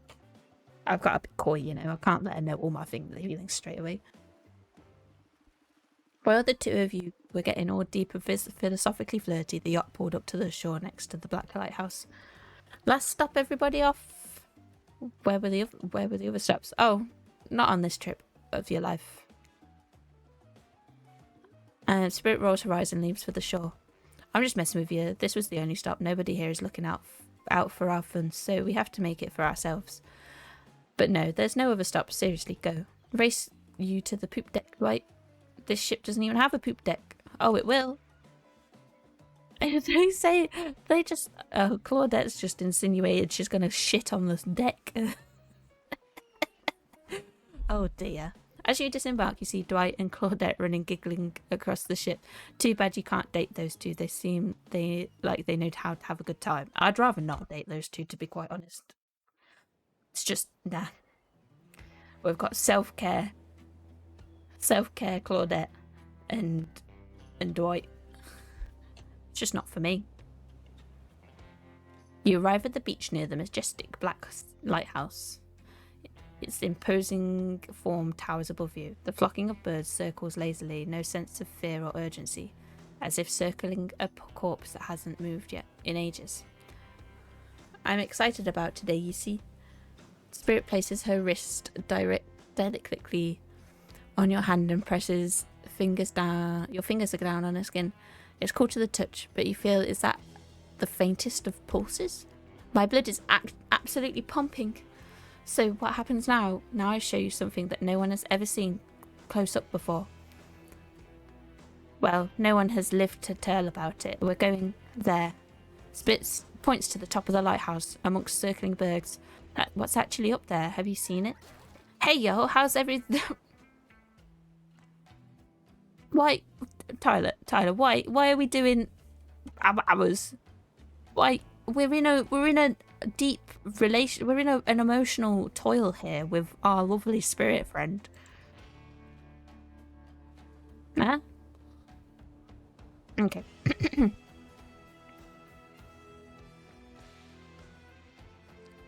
Hang on, we'll rizz up spirit with our in a second. Hey yo, how's everyone doing today? Rafe, can you go away? You're not here. I don't want you listening to my ara. Hi, Rave. You sure seem chipper today. Something strange is definitely going on with this guy. Well, something else strange. Something different than what's usually going on. Rafe takes a deep breath, sucking in the ocean air like it's the greatest air that he's ever sucked. Meji, thank you. Thank you for choosing anyone else to go on a date with today. Alone again, forever. This is how I was meant to be. I feel alive. Are you done? We're kind of, on a date that you just mentioned. I'm glad you're feeling better, Rafe, but like she said, we're kind of in the middle of something. You mind? Oh, right. So what you doing? Heading up to the eye of the lighthouse? I love it up there. You can really see the whole island from there. In fact, Spirit, I thought you said no one has been up there and lived to tell about it, but this sounds exactly like telling about it. Technically, I don't think Raph counts as being alive. I mean, I didn't maintain the canon, but... Waves her arms at Rafe from head to toe. And if he's not dead now, he's going to be when I punish him for interrupting our date. Hey now, we can solve our problems without our hair floating up into menacing shapes. I'll just be over here running away. Enjoy the view. I think Rafe was kidding about the whole being up there. Honestly, the view isn't even of the island. What you can see is mostly ocean, on account of it being, a lighthouse. Okay, let's rizz up our spirit with arrows. Ara, which is absolutely, I hate it, but we move. However, that does bring up an interesting point regarding your, how do I say it? Spirit hands floats to the scratches on her head competitively. You don't see her at the loss of words for like this. No, why do you have to? Why do I have it? Because it's also funny, quite frankly. Yeah, Mori-chan, shh, ignore it. Keeps it, yeah, why not? It adds for some excitement, I guess. Spirit's hands float up as she scratches her head competitively. You don't usually see her at the loss for words like this. What's your mortal status? Because despite our lanky friend seems to think the lighthouse is not to be trifled with, it is a beacon of death and suffering that brings doom to it from all corners of the world, if not further. Well, you freaking saw pirate ships seemingly travel through space and time only to crumble at the rocks beneath the spooky tower. But you decide not to point it out because it wouldn't be too romantic, why would it? I think I'm alive. I'm here with you, walking on this beach, feeling the water. I'm feeling the sun on my skin. Here with me, the spirit. Does that really make you alive? I guess I don't know. If you come with me up to the eye of the black house, you may never return. Is that a risk you're willing to take?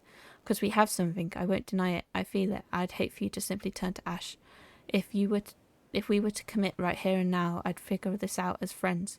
We could put that risk off for another time.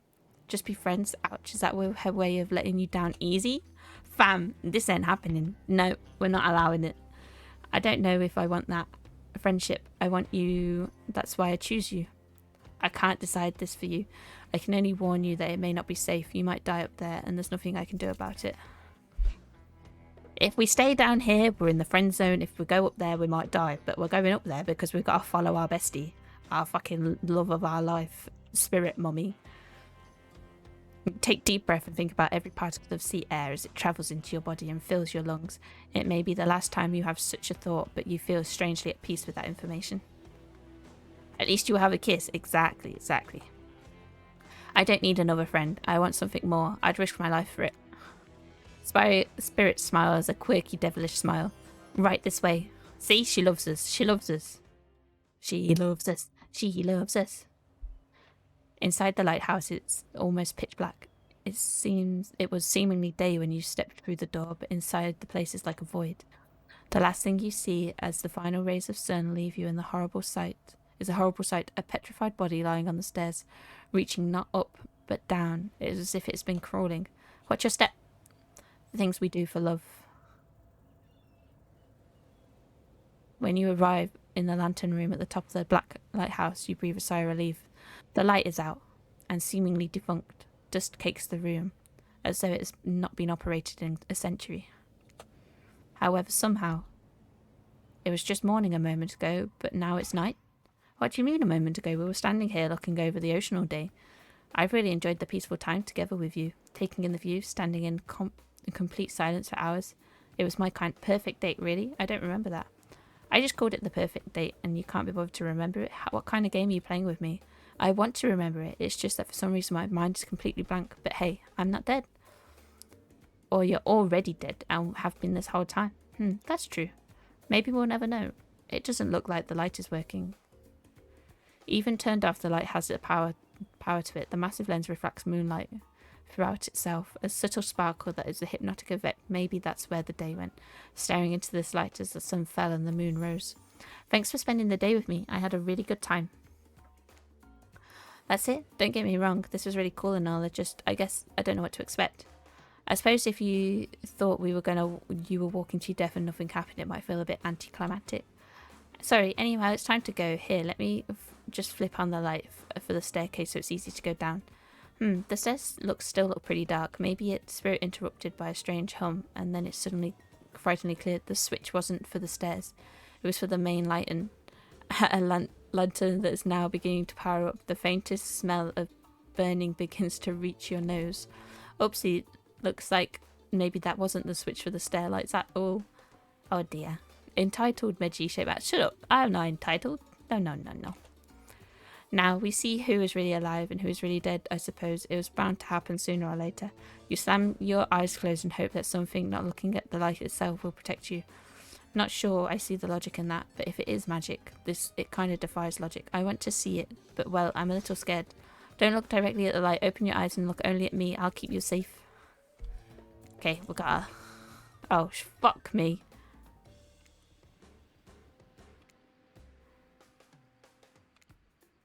Okay, we're looking at her. We're not doing that well, but we're looking at her. We're getting not bad. So as long as it's not awful, it's fine. Oh, fuck me. This is fast. No! Oh. It's so fast. I'm so bad at this. I didn't mean... I can't do these skill checky things. I can't do it. Well, you really just looked right into light repeatedly. That's pretty bold. I'm sure it wasn't the best decision. Not sure it was the best decision, but you've done it for me, and I appreciate that a lot. Assuming your brain isn't completely fried right now, I think this is good. You've looked into the light and survived. Despite your attempt to resist it, the incredible force of energy from the black light's lantern's eyes refused to subside. No, it cannot be ignored, and it doesn't matter if you look directly at it or not. In the end, that was just a trivial game. This is real life, real magic. You stare at it now, and its power penetrates your mind. Hey, been a while. How are things? Doing good? Feeling more dead or more alive? Yeah, love will do that to a person. Don't worry, it'll make sense soon. You wake to hear Spirit's muffled voice. You got a terrible taste in your mouth like burnt hair, and the air feels damp, and the smells like ash. It takes time for the sound to clear up, but eventually Spirit's words start to make sense to you. However, it's clear she's talking to someone else, not you. You know how many times people say it's not you, it's me? Well, this time it's you, and it's also me. I can't believe I thought you would change for me. I can't believe I thought you were doing was a sacrifice. You never gave anything up for me. Well, today I saw what love looks like, and it looks a whole lot different than this. I don't think you're hearing me, which is weird because I'm practically shouting. Nobody breaks up with the trapper. Nobody. Oh yeah, fine. Nobody breaks up with Trapper, but I'm not doing that. I'm dumping... Sorry, the Spirit and Trapper were dating? Don't say it. I'm dumping Evan Macmillan, and there's nothing you or he can do about it. It's over between us, Evan. He's called... She's full naming him. Rin, Trapper turns from the Spirit and looks directly at you. You realise that you're lying on the ground of some weird tunnel. I think your shouting woke up Meiji. My shouting? Oh, fucking hell. Do I say something? Say quiet, it's fake snore. Don't tell me, Spirit. Stay quiet. We think he's okay. We're gonna stay quiet. In an attempt to be as quiet as possible, you hold your breath and freeze in place. Sorry to wake you up, Meiji. After what happened, you'd probably be better off sleeping for a bit longer. Things just got out of hand. How do you know? You were talking in your sleep basically non-stop until you woke up and then got quiet. What was I saying? I don't know. I don't speak Dutch. See? See, there you go again. The jig is up. They say, as they say, up. Now you're awake, you're going to have to deal with this awkward situation head on. Clearly I shouldn't be here. You two are having a very personal conversation, but I don't need to be involved in. I don't know how I got here. Not here on this island. Or here in this creepy tunnel. As far as this island goes, your guess is as good as mine. As far as the tunnel goes, we brought you here. You trapper, but after the lighthouse came on, you blacked out, and on the way down I thought we might have hit your head or something. It's hard to tell what blood is new or old around here. Either way, I wanted to get you to someplace safe, so I asked Trapper for help. It's not like I can't carry you, it's just that I didn't feel like it, you know? I hate anything messing up with my shards. Trapper, on the other hand, he loves nothing more than having an unconscious body draped over his shoulder. I could have asked Claudette and Dwight to help us, but I don't trust them. But you trust Trapper? Like and trust are two different things. I might think Trapper can be a real jerk, and you'd be right, but you get what you see with him. We brought you down here because we're the only ones who know about this place. It's part of the old tunnel network that connects different places on the island. What's up, guys? Talking about island mysteries? My favourite topic. I was just in the neighbourhood, so I thought I'd pop in. Trapper, you said this place was private. Don't look at me. I didn't tell him about it. Half of the appeal of this spot is getting away from people like him. Well, geez, I can see that when I'm not wanted. So you three are a throuple now, or because I gotta say, I really didn't get the whole trapper's spirit thing. But hey, it's not my business. Don't stick my nose in. We're not a thing. Nobody traps the trapper. Not the trapper or with the relationships. You do realise you're sticking your nose into our business right now, right? Whoa, hostile. If you don't want to talk about it, just say so. Anyhow, this tunnel has been some interesting features. If you head around 50 meters down that way, you'll find... Get out! Rafe looks around just to be doubly sure that Trapper is addressing him. I was just leaving. So, I'm so... It's the Trapper and... Trapper and Spirit. Love, you can do better. You can do better. That's all I'm saying. I'm right here. This island is a lonely place, which is great for me. I love to be alone. Trapper, on the other hand, he's quite needy. And after a lot of pursuit, I finally let him catch up to me, and it became, well, I don't want to call it a relationship because somebody really didn't want to have that talk, but we're more than friends. I dispute the events as told for the record. I don't pursue, I stalk, and I lie in wait. Seeing eye to eye was not one of the things we were good at.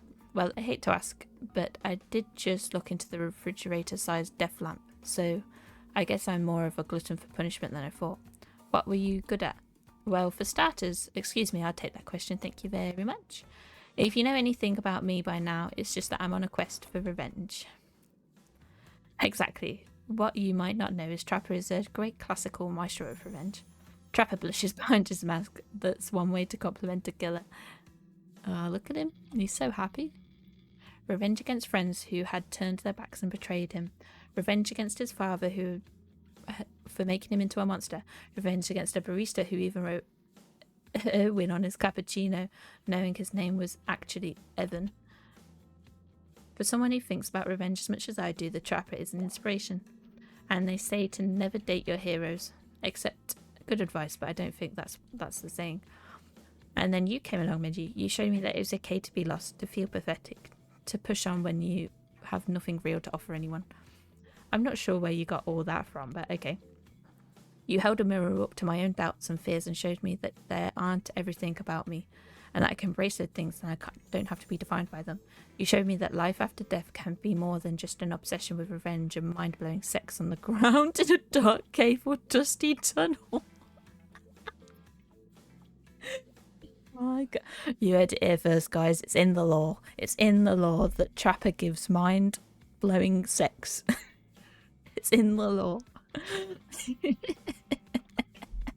Trapper nudges you in the ribs with his elbow. Gross. Clearly appealing to Trapper's better features has been a winning strategy for dumping his ass because he seems to be taking it quite well.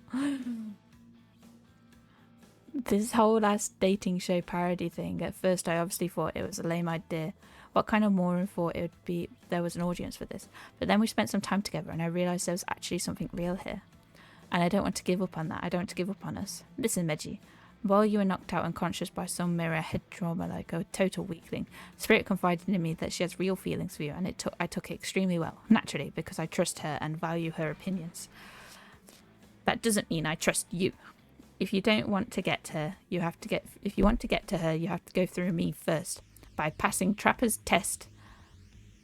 Coming to TV at 8 p.m. Welcome to Trapper's test. Answer my questions correctly or die to my blade. Question 1. What's the spirit's real name? The one given to her by the murderer's father, which is the only... Rin. Got it right. I got it right, guys. Question 2. What lives inside the spirit? A dragon. Yep. Question 3. Where did the spirit work when she was a normal college girl and hell-bent on revenge? A restaurant. I know to think a data waitress. Don't tell my father I've ever been to help with like that. He'd be so disappointed in me. Question 4. What's the spirit's favourite colour? Black. Are these short questions largely superficial? Sure. Maybe I didn't get to know Spirit that well. Maybe that's why she's dumping me. Maybe that's why it didn't work out for us. Who knows? Question 5, the final question. You got this, Midgie. According to the Spirit, what's the worst than being dead? Not being seen for who you are. When I pitched Trapper's test, it was suitable for... They told me there was no room in the budget for a new car, and this has given me the final price for everything. So I killed them, right there on the spot. While killing them didn't solve any of the budget problems, it sure did feel good. I'm telling you this was A, to brag, B, to explain why the only thing you're going to win is me saying congratulations for passing the Trapper's test. Woo! Not that it was some huge challenge. I mean, the woman obsessed with a giant light that shines in the dark has a chip on her shoulder around being seen. Go figure, you'd probably guessed about the rules, our rules, but if you'd literally just made them up, you got it right. So I guess I approve of you dating Spirit, how or whatever. I never really cared in the first place. I just hoped you'd slip up and give me a good excuse to wet my blade with your blood. I'm sorry, but I did not. Maybe I'll find a reason tomorrow. For now, you two have fun. Wink, wink. Trapper out. Well, so now we've got so many things in the lore in the past 10 minutes. Spirit and Trapper dated. Spirit's name is Rin. Trapper's name is fucking Evan. One name. They had a rough, mind-blowing sex on the floor of a cavern. What a day to be alive, eh? Okay. And so you had to endure that. What, 5 measly questions? It was nothing. It's not even that. As ridiculous and unnecessary as it was, the whole thing. And waking up in a random tunnel, overhearing our argument, the news that Trapper and I had something going on, and that stupid quiz, all of it. Especially the whole Trapper out catchphrase. It's only because I actually like you. None of it would have happened if I didn't. And I like you too, Spirit. Please call me Rin. We get to call Spirit Rin. Cheeky. I didn't really feel like our lighthouse experience was completed. There's something else I wanted to show you. Alone up in the lantern room of the tower. Get your mind out the gutter, Meggie. It's not that kind of game. What's that? Hold on a moment. I'm not being told no. Wait, it is that kind of game. Disregard the gutter comment. Come back up there with me. There's no place I'd rather be. Guys, it's getting saucy. You're excited to return to the lantern room of this lighthouse, despite all the drama and worry that is previously a part of this place for you. More importantly, you're excited to be here with Spirit, which makes it all more crushing. When you're interrupted by the... fuck off. Why is Claudette and Dwight here? Claudette and Dwight, funny seeing you here. Wait, did I say funny? I meant tragic. Tragic? I don't think so. What could be tragic about a family reunion? Those are always joyous occasions in my experience. Before you can explain what is even supposed to mean, the lighthouse begins to howl a low, frightening sound. The lens begins to glow in a now familiar way. You're prepared to shield your eyes in case something bad happens to you. So tragic. This is the greatest make this game. Literally. He must have.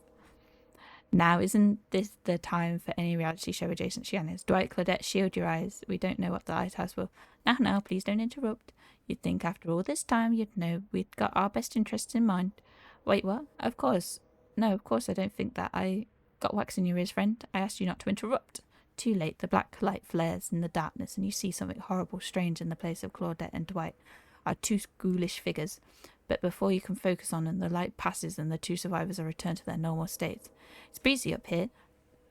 I should have packed a sweater. What the hairy hell? Hey, what's your language? You shouldn't speak that way. Fucking around your elders. Why is Oni here? Grandpa? Wait, Oni's fucking the spirits, the spirits' grandpa. My little Rin, you're such a woman now. They grow up so fast. What? Meji, meet Grandpa Kazan Yamamoka. Well, technically not just Grandpa. Technically he's my great-great-great-great-great-great-great-grandpa. But that's a lot of greats in a row. I'm learning so much Dead by Daylight lore that I didn't care to read about. I haven't seen my little Rin since I watched over her from the afterlife when she was just a little girl. I expected you all to say the greats. It's a matter of honour and respect, except Rin. She can do whatever she wants, my precious little angel. But you, when he stares at you with his demonic red eyes, you're pretty sure even the decorative third eye on his mask is looking at you. You mongrel, you must treat me with respect, or so help me. I'll be cleaning your bits of your head off my kanabo. Kanabo is a metal baseball bat covered in spikes. FYI, I'm not sure what a peasant like you is doing so close in the descendant of the noble Yamaoka bloodline in the first place. Dirk, Claudine, explain what's going on. It's Dwight, sir, and Claudette, remember? We explained to you we were going to come meet with your great daughter's suitor and to give or to withhold your approval. 5 great grandfathers, sir. Your Honour, Master, sir. Dwight, he's a samurai, not a judge.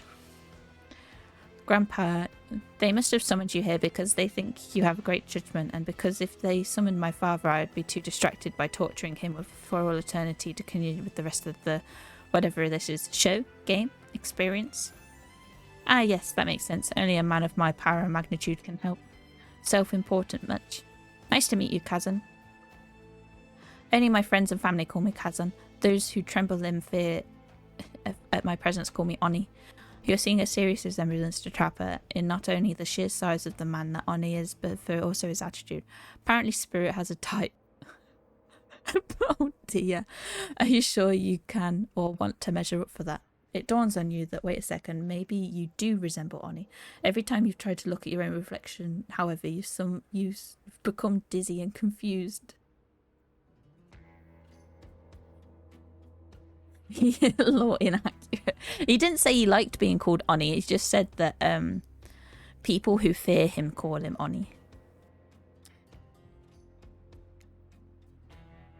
Those definitely deserve more thought, but now's not the time to consider the fact that you might be some kind of hulking vampire with the first ever case of self-blindness.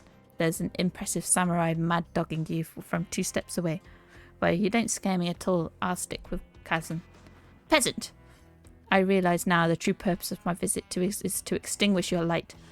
Oni waves his katana in the air menacingly at you, like great-great-great-great-great-father, like great-great-great-great-granddaughter, apparently. Hold up there, Grandpop's not so fast. You're only supposed to kill them if they deserve it. First, you should get to know them a little better. Young people these days, always waiting to kill people and insisting they must deserve it. Back in my day, you did what needed to be done before your nobility, because your nobility depended on it. In his day, for such an imposing presence, he sure gives off serious old man yells at cloud vibes. You see, when I was a young man, we didn't have foreigners in our land, didn't need them. We had an abundance of culture already. A little too much if you ask me. But I didn't make the rules. The rulers did, exactly how it should be. Literature, art, commerce, theatre, fashion, poetry, puppet shows, ghost stories, courtesans, gambling, fighting, fine dining, fast food, public executions. What were we talking about? Spirit giggles at her great... Okay, I'm not going to say that every time. At Oni's forgetfulness. You wonder, does she even like this guy? She sure hates her father, so... Listen up, old man. We don't have time for you to listen to list every activity available to a samurai in the entirety of the Edo period. Silence, peasant. You're showing your ignorance. Ballsy towards the Oni, literally. I am like, I've got gigantic bollocks here, haven't I? Silence. Showing your ignorance. Samurai were forbade from many activities that didn't benefit the Bushido code, such as attending certain theatrical performances for attendance. Sometimes, however, a samurai would put on a disguise in order to seek out entertainment.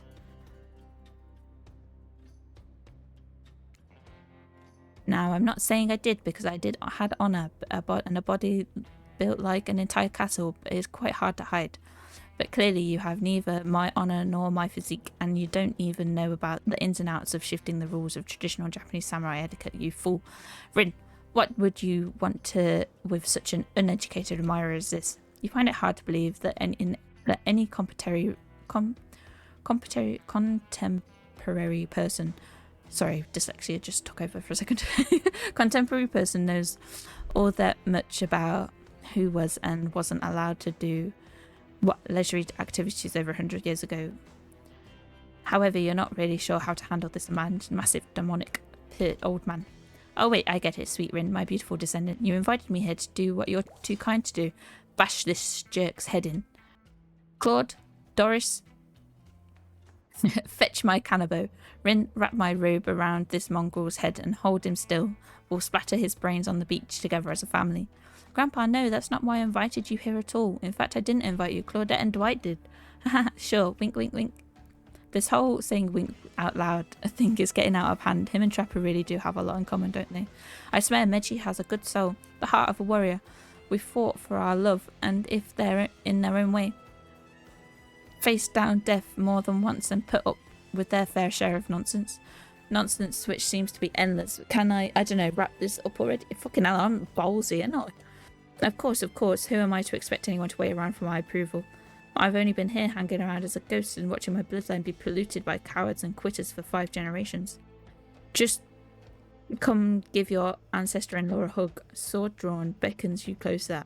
There's no way he's ever hugged anyone in his entire life. I think I'm good over here, actually. Rin, now, push them my way. I'll split them in half and sacrifice this usurper to the Yamamoka bloodline. I'll surely bring us back to life and send us back to the course of honor. You're so silly, Grandpa. We both know that only one sacrifice can get our family back on track. Revenge on my father, you great-great-great-great-great-grandson, traitor to the Yamamoka name. The lust of violence in your voice, it fills me with cheer. I'll never forget who I am. I suppose if this is the person you want to be with, to go on your journey of bloody revenge with, I should trust your judgment. The strength inside of you blooms from the same cherry tree that was planted centuries ago by our shared ancestors. And if Meiji ever treats me poorly, you have my word on our family's honor. I will wield my katana and gut them like a fish. A tear rolls down from behind Oni's demonic mask. You sure want to marry into this? Yeah, of course I do. One last word of advice, my dear girl. The father stuff, don't forget it, or maybe stop focusing so specifically on something of it. Obsessively on it. What he did was awful, but it was already done. Do something for yourself now. That's just my 2 cents. Well, Rin. Well, be well, Rin. I'll see you again next time. Now, let's go, servants. Clint and Denise. Return me to the stables. I assume my dragon has been fed and tended to. Yeah, sure. I swear this is still better than dealing with the trapper's dad. Oh dear. I'm sorry if I was disrespectful of your great grandfather. He seemed like a very special man. I realise I will never measure up to someone like that. A warrior with a hell of a fashion sense. I mean, that mask. Don't worry, I would never expect you to. I want you to really. If all I wanted was the biggest brute alive, I'd be down in the trapper's cave right now, avoiding his vintage bear traps. But that's not the life I've imagined for myself. This sense of abstract duty, anger at the world changing around me, a lust for blood. There's no way to live, and yet, as you know now, that is the Yamamoka way of life. Forever I'm cursed to battle against the dragon that lives inside me, or at least maybe I was until now. Call me the dragon tamer, baby. I can't. Call me the dragon tamer, baby. You haven't won this game yet. Please don't ruin it. Thank you. I'm so glad she got the ick from that. I am so glad she got the ick from that. Sorry, I have no idea where that came from. I think we've spent enough time in this lantern room. We should get back to the beach. I am so glad she got the ick from that line. The moonlight sets a romantic mood as storm clouds roll in and surround the black lighthouse. You know, the sun might have set, and if we wait long enough, it will rise again.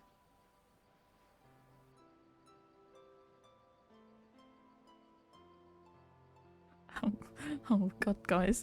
Oh god. Spirit removes her sheer robe, showing her strappy black bikini. Her pale skin glows in the light of the moon. Maybe you could help me get a head start on applying tomorrow's sunscreen?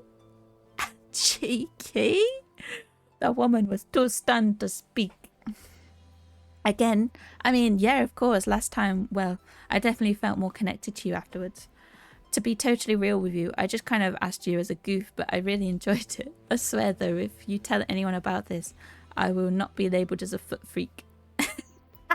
Not that there is anything wrong with feet, it's just that something about that kind of attention really gets people talking. Steady, steady. Oh, fucking hell. Okay. Okay, we're applying lotion on her feet again.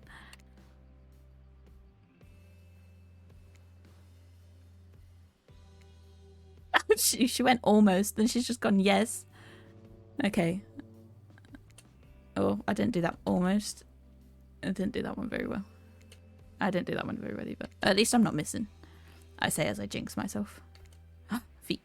Hell yeah. Oh, what? I hit the feet then. Lots of almosts. I'm not getting very many yeses here. Yes? Yeah. Oh, almost again. It just goes too fast. I can't like... Oh, I missed. No. As long as I hit the bar, I guess it's fine. I just missed. Rin likes feet in the lore. Literally, she's obsessed.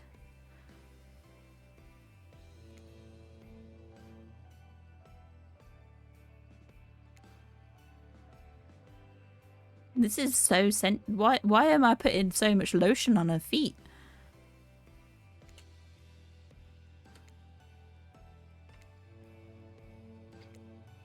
God, that's so tough.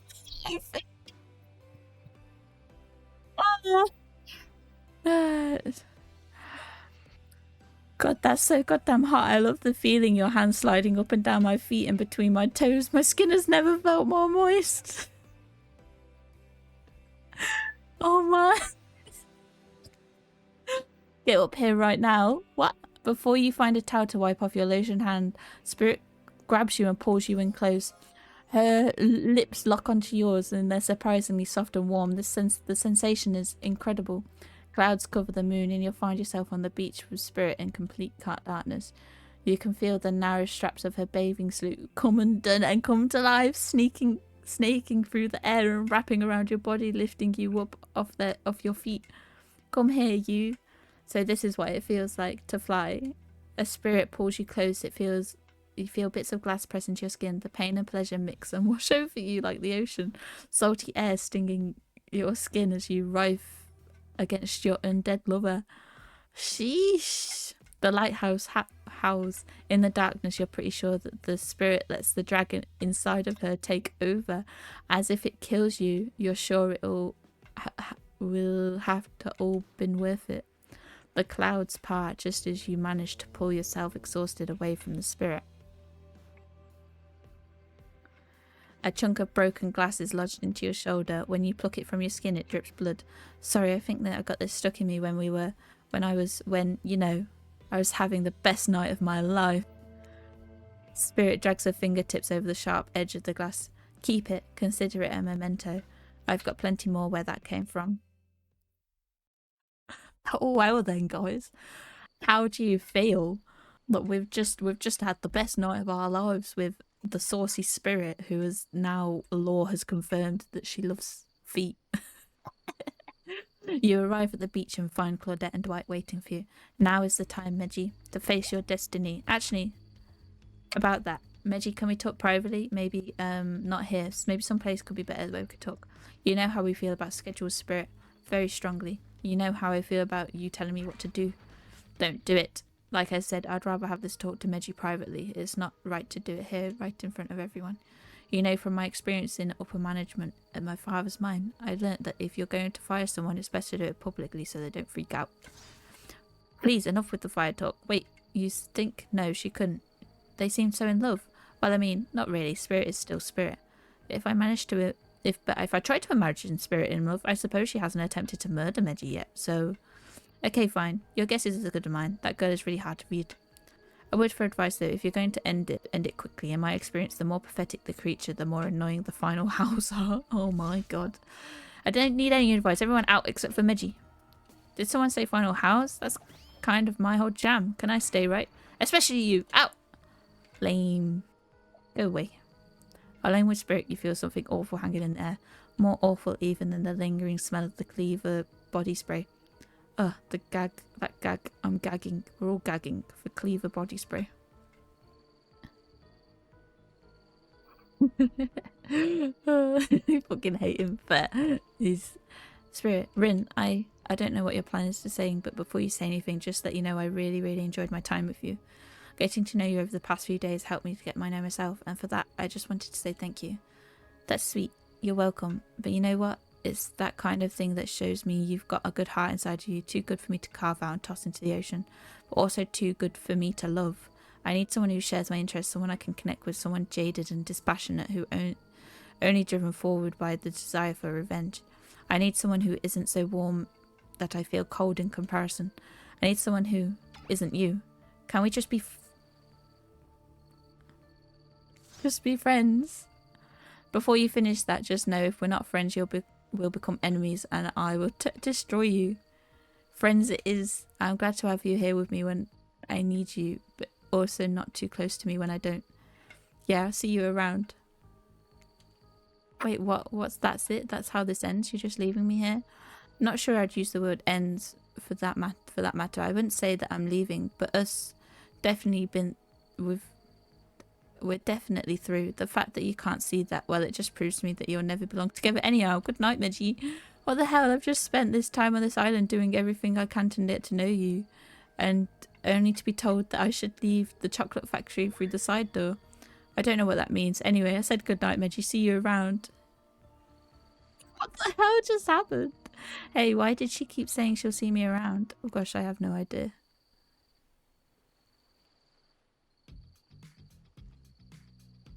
I just got an achievement for didn't find love, friends forever. I somehow fucked up the spirit ending and became just friends, even though we just had a beautiful night together and I rubbed lotion into her feet.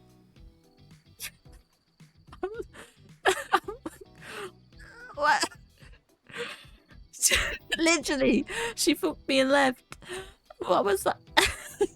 And so my precious killers lived happily ever after, as they should, learning to love themselves first and foremost, whilst trapped in a never-ending cycle of torture of my design. Wait, did I just spoil my true identity? You made it this far, you should probably know that you'll have to play again to find out more. Bye, Meji. See you again later, and again and again and again. Forever. Come and dump. I can't believe that. I can't believe I just got dumped at the end. She literally decided the sex wasn't good enough. It wasn't good, so she left me on the side. 3.5 hours just to get dumped. Literally. I can't believe this. I can't believe it. What am I to do?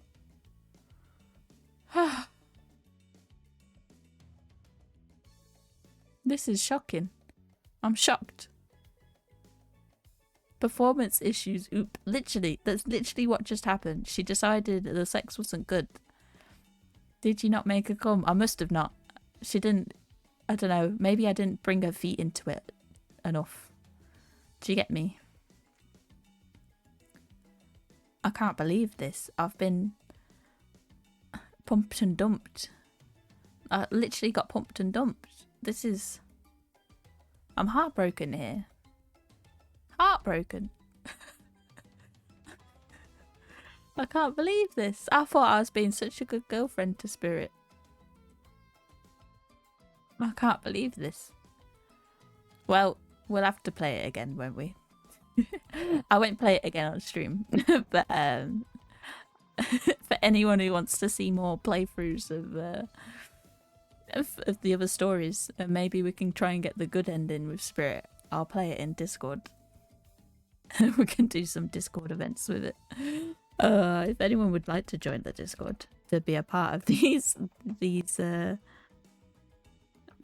go throughs and events, here's my Discord. It was a good game to evoke. Yeah, I really enjoyed the game. It was pretty fun, and the offhandness of some of the stuff that they did, like said, crazy. But yeah, it's crazy. I can't believe though. I'm literally gobsmacked right now that I just got dumped. I can't believe it. Well then, guys.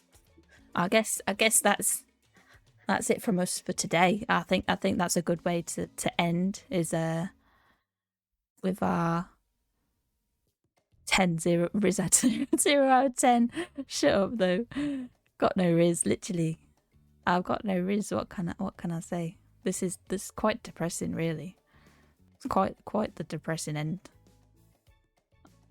Can't believe I got pumped and dumped. It's shocking. Yeah, I arrived at the intro. No, you arrived at the credits, my darling. I'm sorry, but you did. I arrived at the credits. I'm devastated. I am. It's okay. It's okay, guys. Well, thank you for the headbat bash. I needed it after being dumped. Can't believe I got dumped by this beauty woman.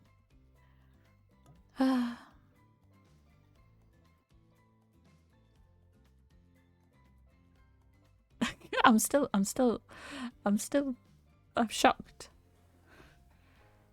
I'm shocked. It's crazy. Well then. Thanks for watching then, guys. Let's see who we can raid into today. Let's raid into someone. Who we got?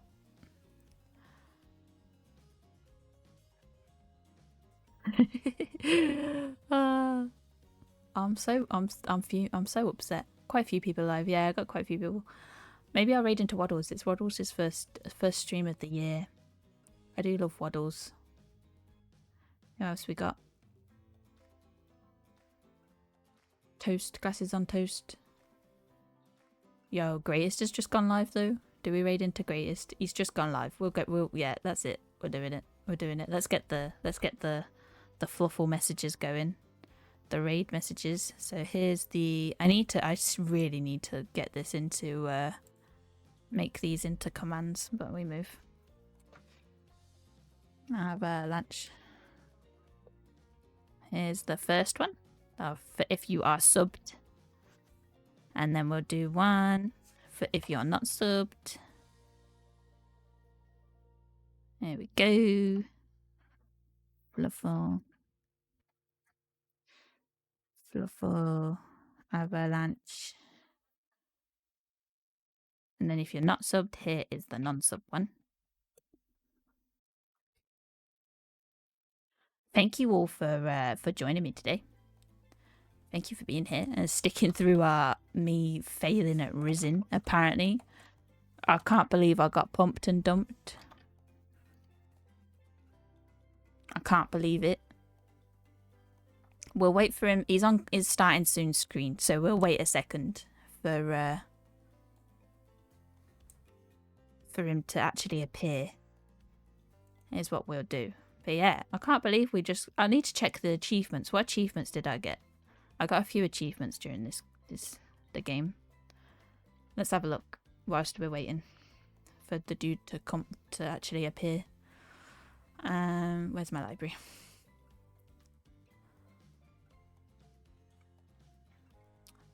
Hooked on you. Where is it? Here it is. Okay, we got a few. We got one down. We finished one of the lines, I guess. We're friends forever. You didn't find love, but you found friendship that will last forever and ever and ever. What else did we get? 2 days in paradise, because we survived 2 days and didn't die. See you, Trapper, because we sent the Trapper. We eliminated the Trapper. Just managed a 4K against P100 survivors on the game. Nice! Pop off, bestie. Moru's match. And Revenge never looked so cute as it does in the sun hat and a black bikini. Still alive. You survived the first day. Trial run. You're really hanging in there for now, or so you think. And then a casual mini gamer. There are a bunch of locked, like, achievements that are, like, you can see. And then there's 21 hidden achievements. But sheesh. I can't believe this. Can't believe it.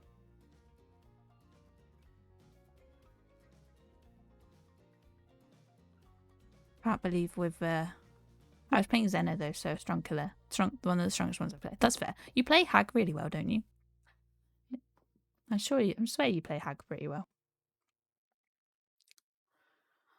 Right. This dude needs to appear on his screen soon. We need to raid into him. What's he doing?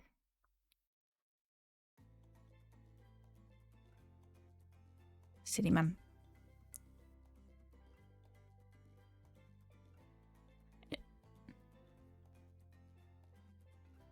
Used to. That's fair. Let's get the raid ready.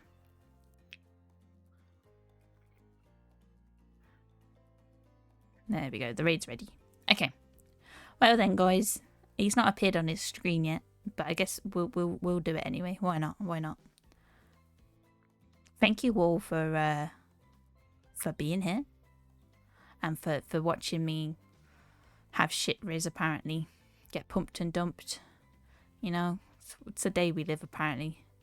But yeah, if I'll probably play some of the other stories in Discord at some point. So if people want to join or just, you know, do that, I won't play the game again on stream. I don't think it's a lot of reading. My voice can't take it.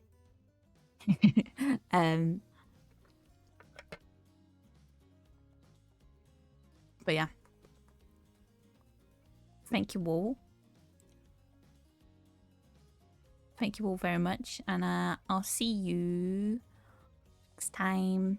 Bye bye.